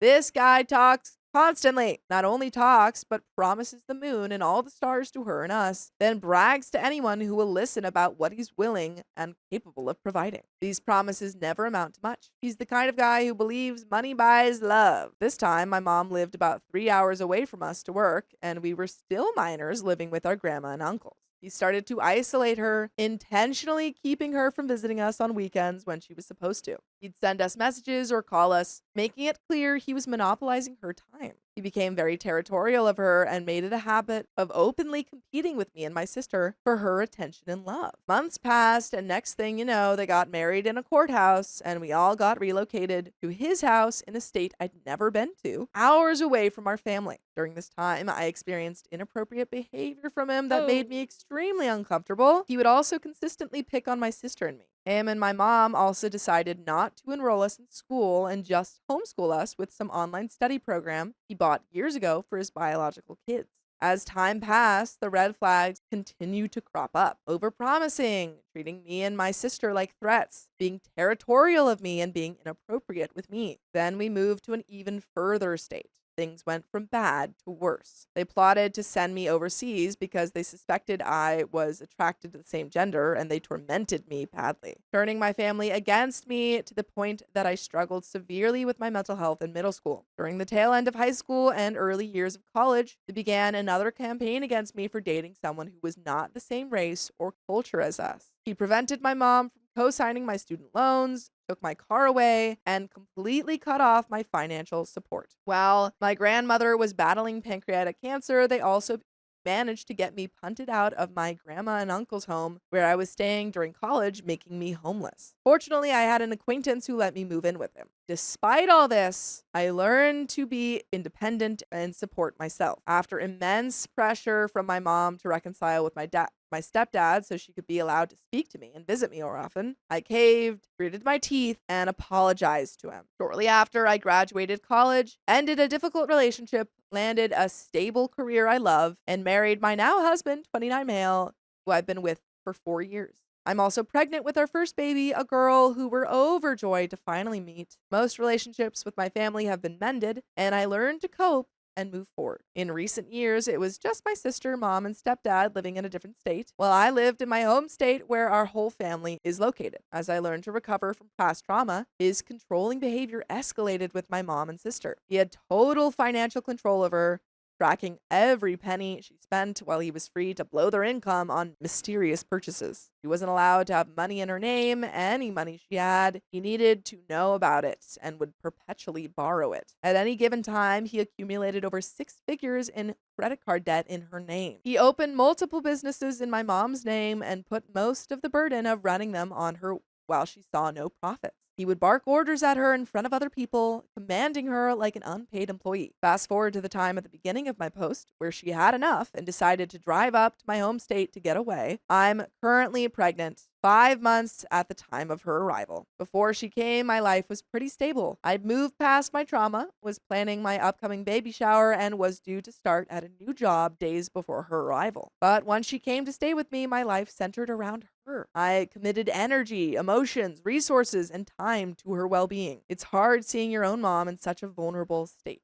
So I spent all my available time supporting her. My entire family rallied around her when she started expressing interest in divorce. Yeah, I would imagine that everyone would be like, please, we'll do anything to get you out of there. She kept most of our family in the dark about his controlling behavior, but she finally opened up to almost everyone. I connected her to a local domestic support group. She found a lawyer, and she was starting to come to her senses about the self-absorbed person she married. I even found closure while she was here as she reassessed her priorities to focus on me and my sister, talking about how we'd always be there for each other. She was apologetic and regretful about bringing him into our lives. As satisfying as it was to see her have clarity and acknowledge the pain he caused, it was also bringing back difficult memories for both me and my sister. The divorce proceedings began, and we were waiting for him to be served the paper. But there was one problem. While my mom found support and peace away from the toxic environment, my sister was still in the home, facing my stepdad daily. They constantly butted heads, and he continually antagonized her. She would call us, sobbing most days from the emotional stress of being alone with him. Naturally, my mom said she had to face him eventually and needed to go back home to be there for my sister and tie up loose ends, keeping her attached to him financially. Before she set a date for her trip back,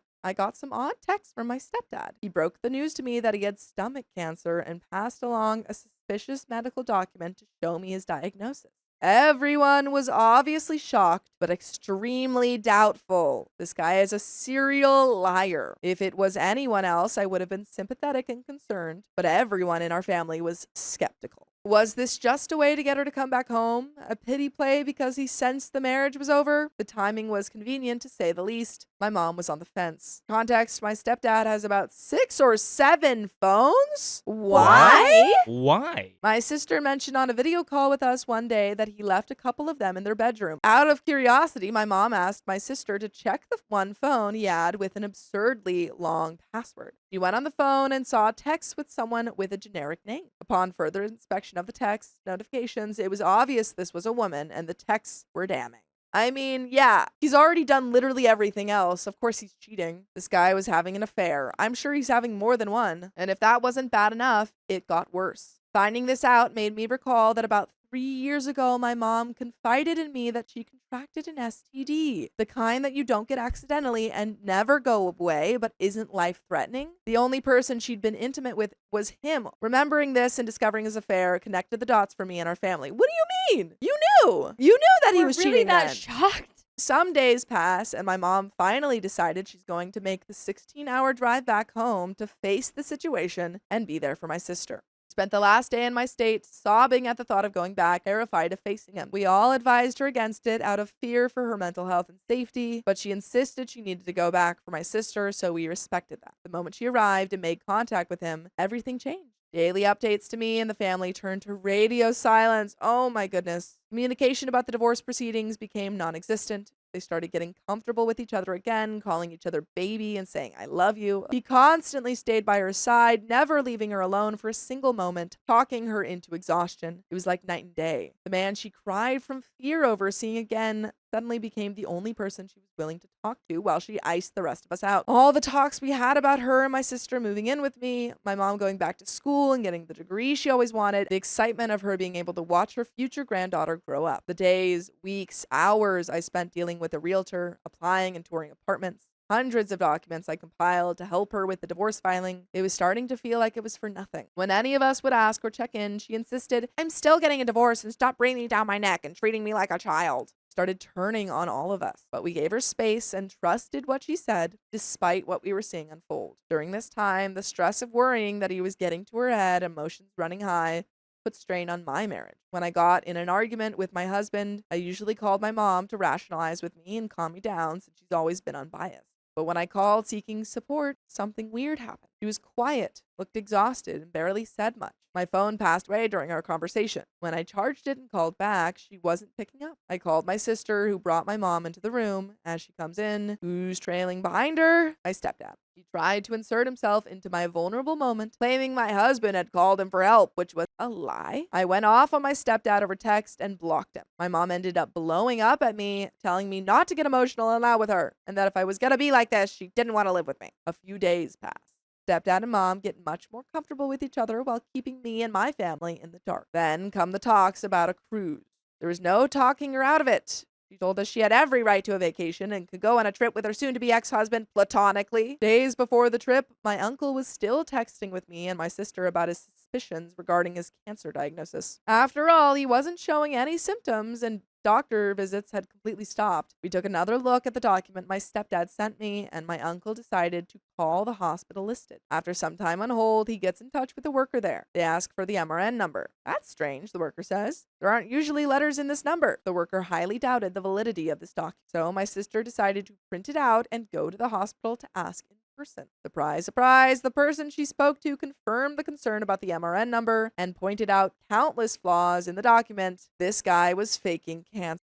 Can't even be mad because I'm not surprised. Yeah. Because we knew this. No, knew even this. Even OP said that, but I feel Knew like this. if we knew this should have been brought up ASAP. We brought this information to my mom, and she was disappointed but not surprised. As more time went on, the less he stayed true to his original story, confirming without directly saying it that yes, the cancer was a lie. The cruise date arrives. My mom and stepdad are spending every waking minute together. No more mentions of the divorce. I'm running around touring and applying to apartments to get my mom and sister to move up here. Me, my sister, and uncles are growing doubtful that she's really leaving him, but we try to stay hopeful. My mom and stepdad leave for the cruise. She sends some videos of the boat to show us how nice it is. I ask her what the rooming situation is. The usual, she says, meaning they're sharing a room. One day into the cruise, I'm in the middle of applying for the perfect place that can accommodate our needs, but demand for apartments are so high that we have to act fast. I gently ask my mom when she can fill out her part. Silence. Another text. Silence. A couple calls. No answer.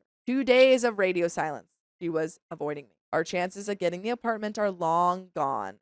200 collective dollars we spent on application fees down the drain. On day 2 of silence, I get a text from my sister asking me to let her know when I'm home. The text was odd because she'd never asked me that before unless it's something serious. I was out at dinner with my husband and our friend trying to cheer me up from the stress of being ghosted by my mom. A text from my mom pops up on my screen. I'm so sorry. Please forgive me. Now I'm in panic mode. I immediately ask if she's okay. No response. My sister calls. She's with my uncle who tiptoes around something he obviously wants to say. I'm so worried. I ask him to cut to the chase and just tell me what's going on. To make a long conversation short, she confessed she doesn't want to proceed with the divorce. She's giving him another shot. I'm in shock, barely listening at this point. My shock turns to anger, tears, so much resurfaced trauma. Stress brought on during my pregnancy, tension put onto my marriage, effort putting into filing papers for her, weeks of looking for apartments, countless house and tears to put my best foot forward to support her down the drain. She couldn't even say it to me or my sister directly. She had her uncles tell us out of fear of our reaction, fear of us, her daughters, who despite it all, cried with her, comforted her, and stuck by her. So that brings us to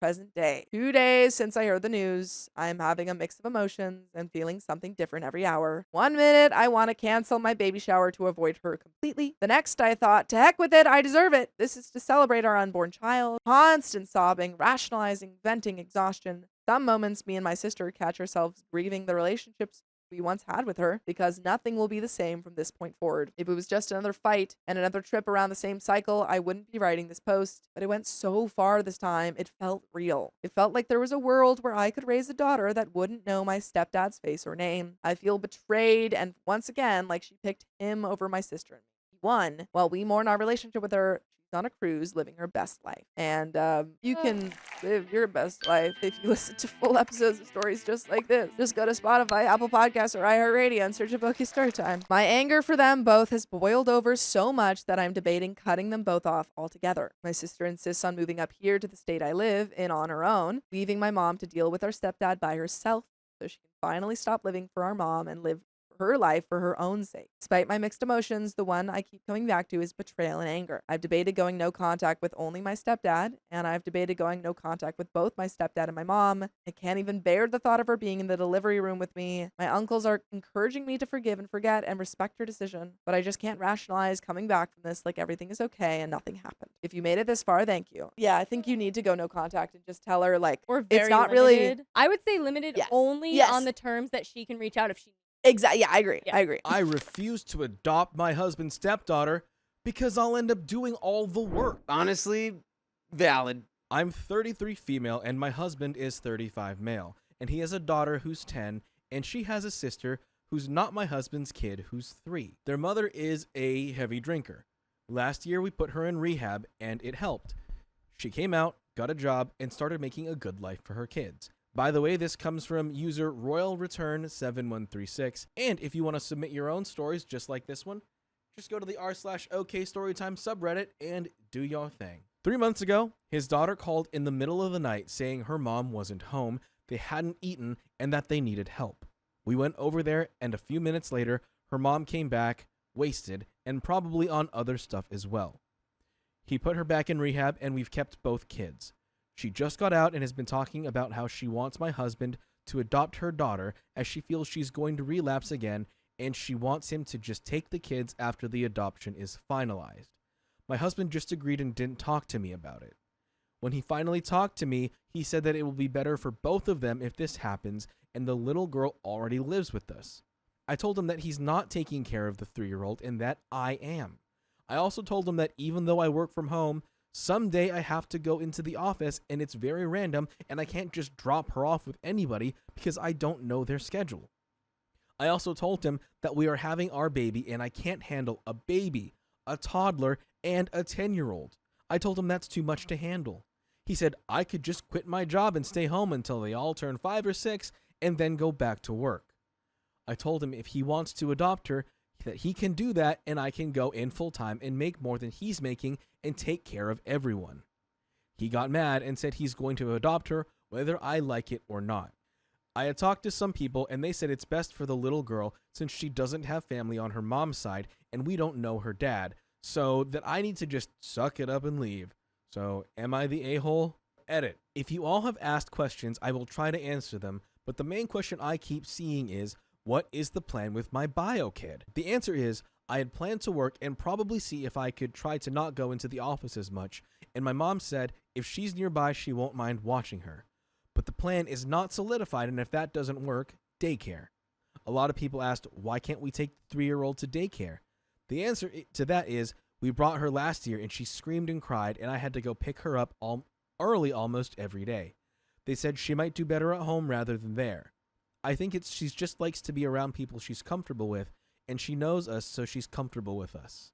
People also asked where my stepdaughter goes. Sometimes after school care, but most times I'm able to pick her up.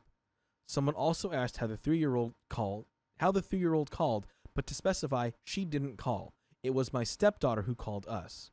Last thing, the 3-year-old is not my husband's kid. They are also different races. OP was not the a-hole. There's some top comments here. Is the child's father not an option? I can understand how you feel about the situation, and it is grossly unfair and a huge imposition. However, this is one of those times in life where you should probably find a compromise. This is the sister of your husband's daughter. Your stepdaughter will not understand if you send her sister off to live God knows where and under less than ideal circumstances. If you want stepdaughter to have a loving relationship with the child you are having, then let her continue with her relationship with the sister she already has. Would your husband pay for a nanny, maybe even 2 nannies, so there's always coverage when you return to work and you won't have to take the hit to your career?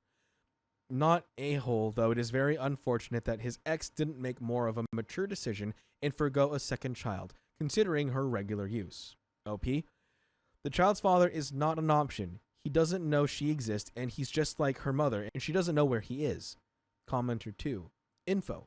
What about the 3-year-old's father or paternal, again with the father, paternal grandparents? Also, why not just make your husband the legal guardian for now in case mom gets her stuff together? Why did he volunteer you? We don't know who the father is. We don't know if he has family. I think they are still working out everything, but she doesn't think she's going to get her crap together, so she just wants him to take them permanently. That's so awful. I feel like, That's disgusting. That kind of feels, and that's why, addiction's a crazy thing to go through. Like, it's a disease, and it's terrible, but is there no part of this mom that just, like, has anything for her own kids?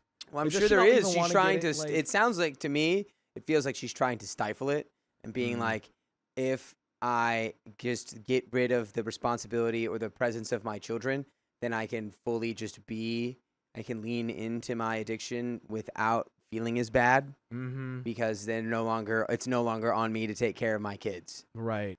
Which is the addiction talking. Yeah. She's clearly not in her right mind. It's sad that she doesn't, like, that the bio mom doesn't even, like, think she's going to be able to get her stuff together, and doesn't really seem like she wants to at this point. I mean, it makes sense that he's like, we should do this. I'm going to do this. But it's like, you can't do that when you're in a relationship and in a partnership or a marriage and you have a kid on the way. It's like, you can't do that. Commenter 3, not the a-hole. Him becoming a stay-at-home dad until the baby is in school sounds like an excellent compromise. He can be the one to take the career hit since it's his idea to take in an unrelated toddler. Comment 4, not the a-hole. Your husband is. It may be the right decision for the kids, but he made it without and gave you an ultimatum. That's a hard pass for me. I think it wouldn't take long before you became extremely resentful of the kids. There you go.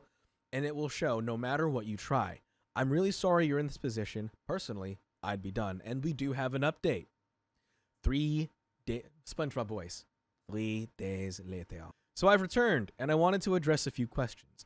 Number 1, race does not matter to me. I wouldn't care if she was white, Hispanic, Asian, or Indian. The only reason I said that was people kept accusing my husband of being the father. Another thing, yes, I am pregnant. Last thing, people kept asking why our schedule now won't work, and this schedule is temporary, not permanent. If it was permanent, I would probably get fired. So I talked to my husband on Saturday and told him that I don't want him to adopt her. Of course, he asked why, and I've told him my reasons, which are that I've already sacrificed a lot for this child, that I can't handle 3 children, especially with 2 that little and who are probably going to want to be on me, and that this was never part of the deal. He tried to argue that there was no deal, and I told him there was. When I married him, it was supposed to be 1 child that wasn't mine that I was supposed to care for. He tried to explain that she's young and that she needs us, and I told him that I get that, but he has no plans for what will happen if he gets her. He tried to say, I leave my job, but I told him again that I'm not doing that. I told him that this would be a real deal breaker for me and that I would be okay helping him get some form of custody for her as long as it won't affect me, and then I would want to leave. He tried to say that they will need a mom and what we would do with our baby, and I told him either 50-50 or I get full custody and he can pay child support. He kept trying to say he was just trying to do the right thing and that it feels like I'm punishing him for that, and I told him I wasn't, but this would be where I draw the line because I'm not doing or dealing with that. So he asked if I did divorce, would I be willing to watch his kids if he were busy, or at least hang out with them, as they are attached to me, and maybe let them come over to my house some weekends. I told him no to watching them, as that would have to be on him to figure out. I said his daughter could come to my house sometimes, but even then. He kept on saying I was punishing him for trying to help, and I told him that it wasn't on him to help. I understand he feels like he's got to help her, but I said that she told you she would, and you just said okay and jumped with it and never asked me. By the way, you never have to ask permission to listen to stories just like this on your favorite podcast platform. Just go on to Apple, Spotify, iHeartRadio, anywhere, and type in OK Storytime. And there's a little bit more updates to this, but what are you feeling right now with their relationship, Dakota? I mean, I think him trying to be like, you're punishing me for just wanting to do like the right thing, is it's like, yeah, you do want to do like this righteous thing for this girl, but also you're putting all of the like responsibility for it on OP. He's gaslighting OP immensely right now. Yeah, you're being like, well, you're punishing me for trying to do the right thing. It's like you're actually trying to make her do the right thing because you're not going to be the one taking care of the kids constantly. You're not the one who's going to give birth to your new baby, who's then going to have to take care of that at the same time as a new toddler who's been neglected by their mother. And yeah, it's also like your child's sister, but like you are just not in a place where your partner, OP, feels that is possible for them. So yeah, if you really were like, this is the righteous thing to do, you would be the one quitting your job so you could take care of the kids full time. It's not fair to anyone in this situation. Yes, the husband is the a-hole here, I think, fully. Just because it needed to be a conversation. Yeah, I think his, like, I'm doing this without you, regardless, I'm doing this no matter what, is his wrong. I get that he wants to do the best thing for these girls, even though he's not related to them, but he did it in the wrong way. And he is now making it everybody's problem. It's not a good situation for anyone to be with, but you have to be realistic here. Like, you are sacrificing the well-being of your 2 bio kids for this one girl who, yes, she needs a mother, she needs a parent, but that's not an OP to have to want to do. Exactly.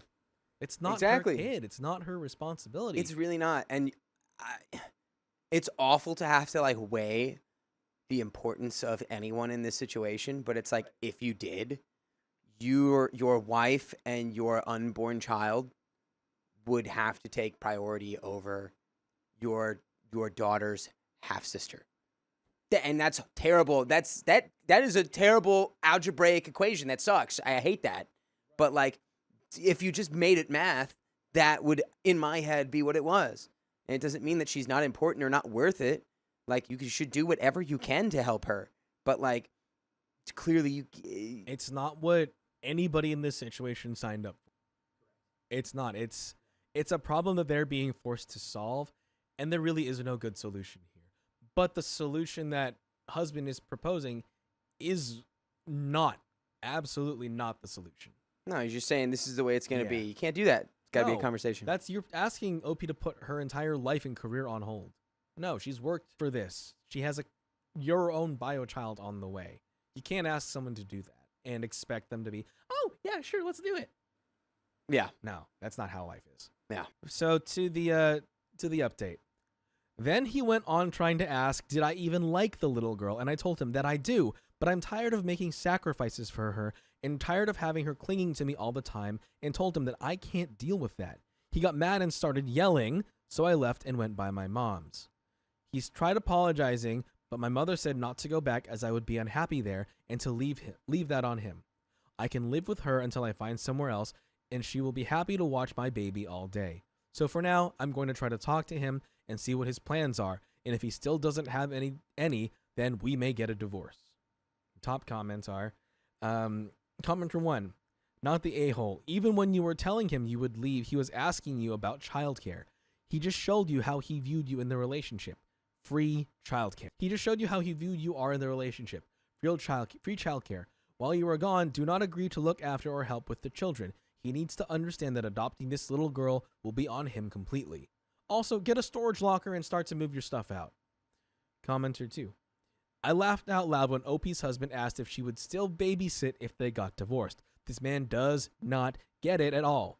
He keeps asking about how it is important to adopt the little girl, or keeps talking about how important it is to adopt the little girl, but he is continually making unilateral decisions. The thing that frustrated me the most about this entire story is that OP's husband was willing to adopt, but wasn't willing to do any of the work. OP was left to take care of the son, soon to be 3, care of the 2. Why did I say son? OP was left to take care of the 2, soon to be 3 children, and he didn't really do anything to make her life easier. When OP mentioned that it would be hard to work with 3 kids, he told her to quit her job. OP was absolutely correct in stating that her husband should quit his job, as she could make more money than him if she worked more hours. However, he didn't like that option, as it would mean he would actually have to take care of his own children. I wish OP the best and hope that she gets full custody. I can see her husband trying to pawn off responsibility for his child with OP from the beginning, so it may be best if he isn't involved. Relationships are about compromise, but in this relationship, it has been changed to do as I say, not as I do. Another commenter. Sorry, but is he slow? You want to leave him if he adopts the child, then he asks if you'll help take care of them if you divorce. He's spiraling because he wasn't expecting you to divorce him. He's trying to bully you into accepting. He won't go through with it because his only plan for the adoption was you to be the primary carer. He has no other childcare options, hence why he wants you to quit your job. I'm thinking it's less of a do the right thing situation and more of a make my wife do the grunt work whilst I have zero life change, but everyone thinks I'm a hero. Honestly, I'd leave that man regardless. Commenter 4, your marriage is over. He will either keep trying to manipulate you into doing what he wants because he truly does not care about or respect your feelings, or he will let the child go and resent you. Then he will throw it in your face constantly. Either way, it's over. Get a lawyer and start a plan that does not include this marriage. Wow. And that, sadly, we don't have any resolution included in this because this story is over. I think that's probably the resolution, to be honest. Because the husband's never going to let that go at this point. Until if as soon as he wasn't immediately like, okay, yeah, I will quit my job. Actually, you're right, because you would be making more money, so I'll quit my job and take care of all the kids all day. I mean, OP he did became offer like that solution. The hypocrite. Yeah. OP offered the solution of, okay, this can happen, but you're leaving their job. I'm gonna earn more money. I'm gonna do my work. I didn't ask for this, but if you want this, you do the work. He said no. Okay. I wonder if part of it may have been maybe like a masculine thing for him. Like, I'm the man. I gotta go to do the work.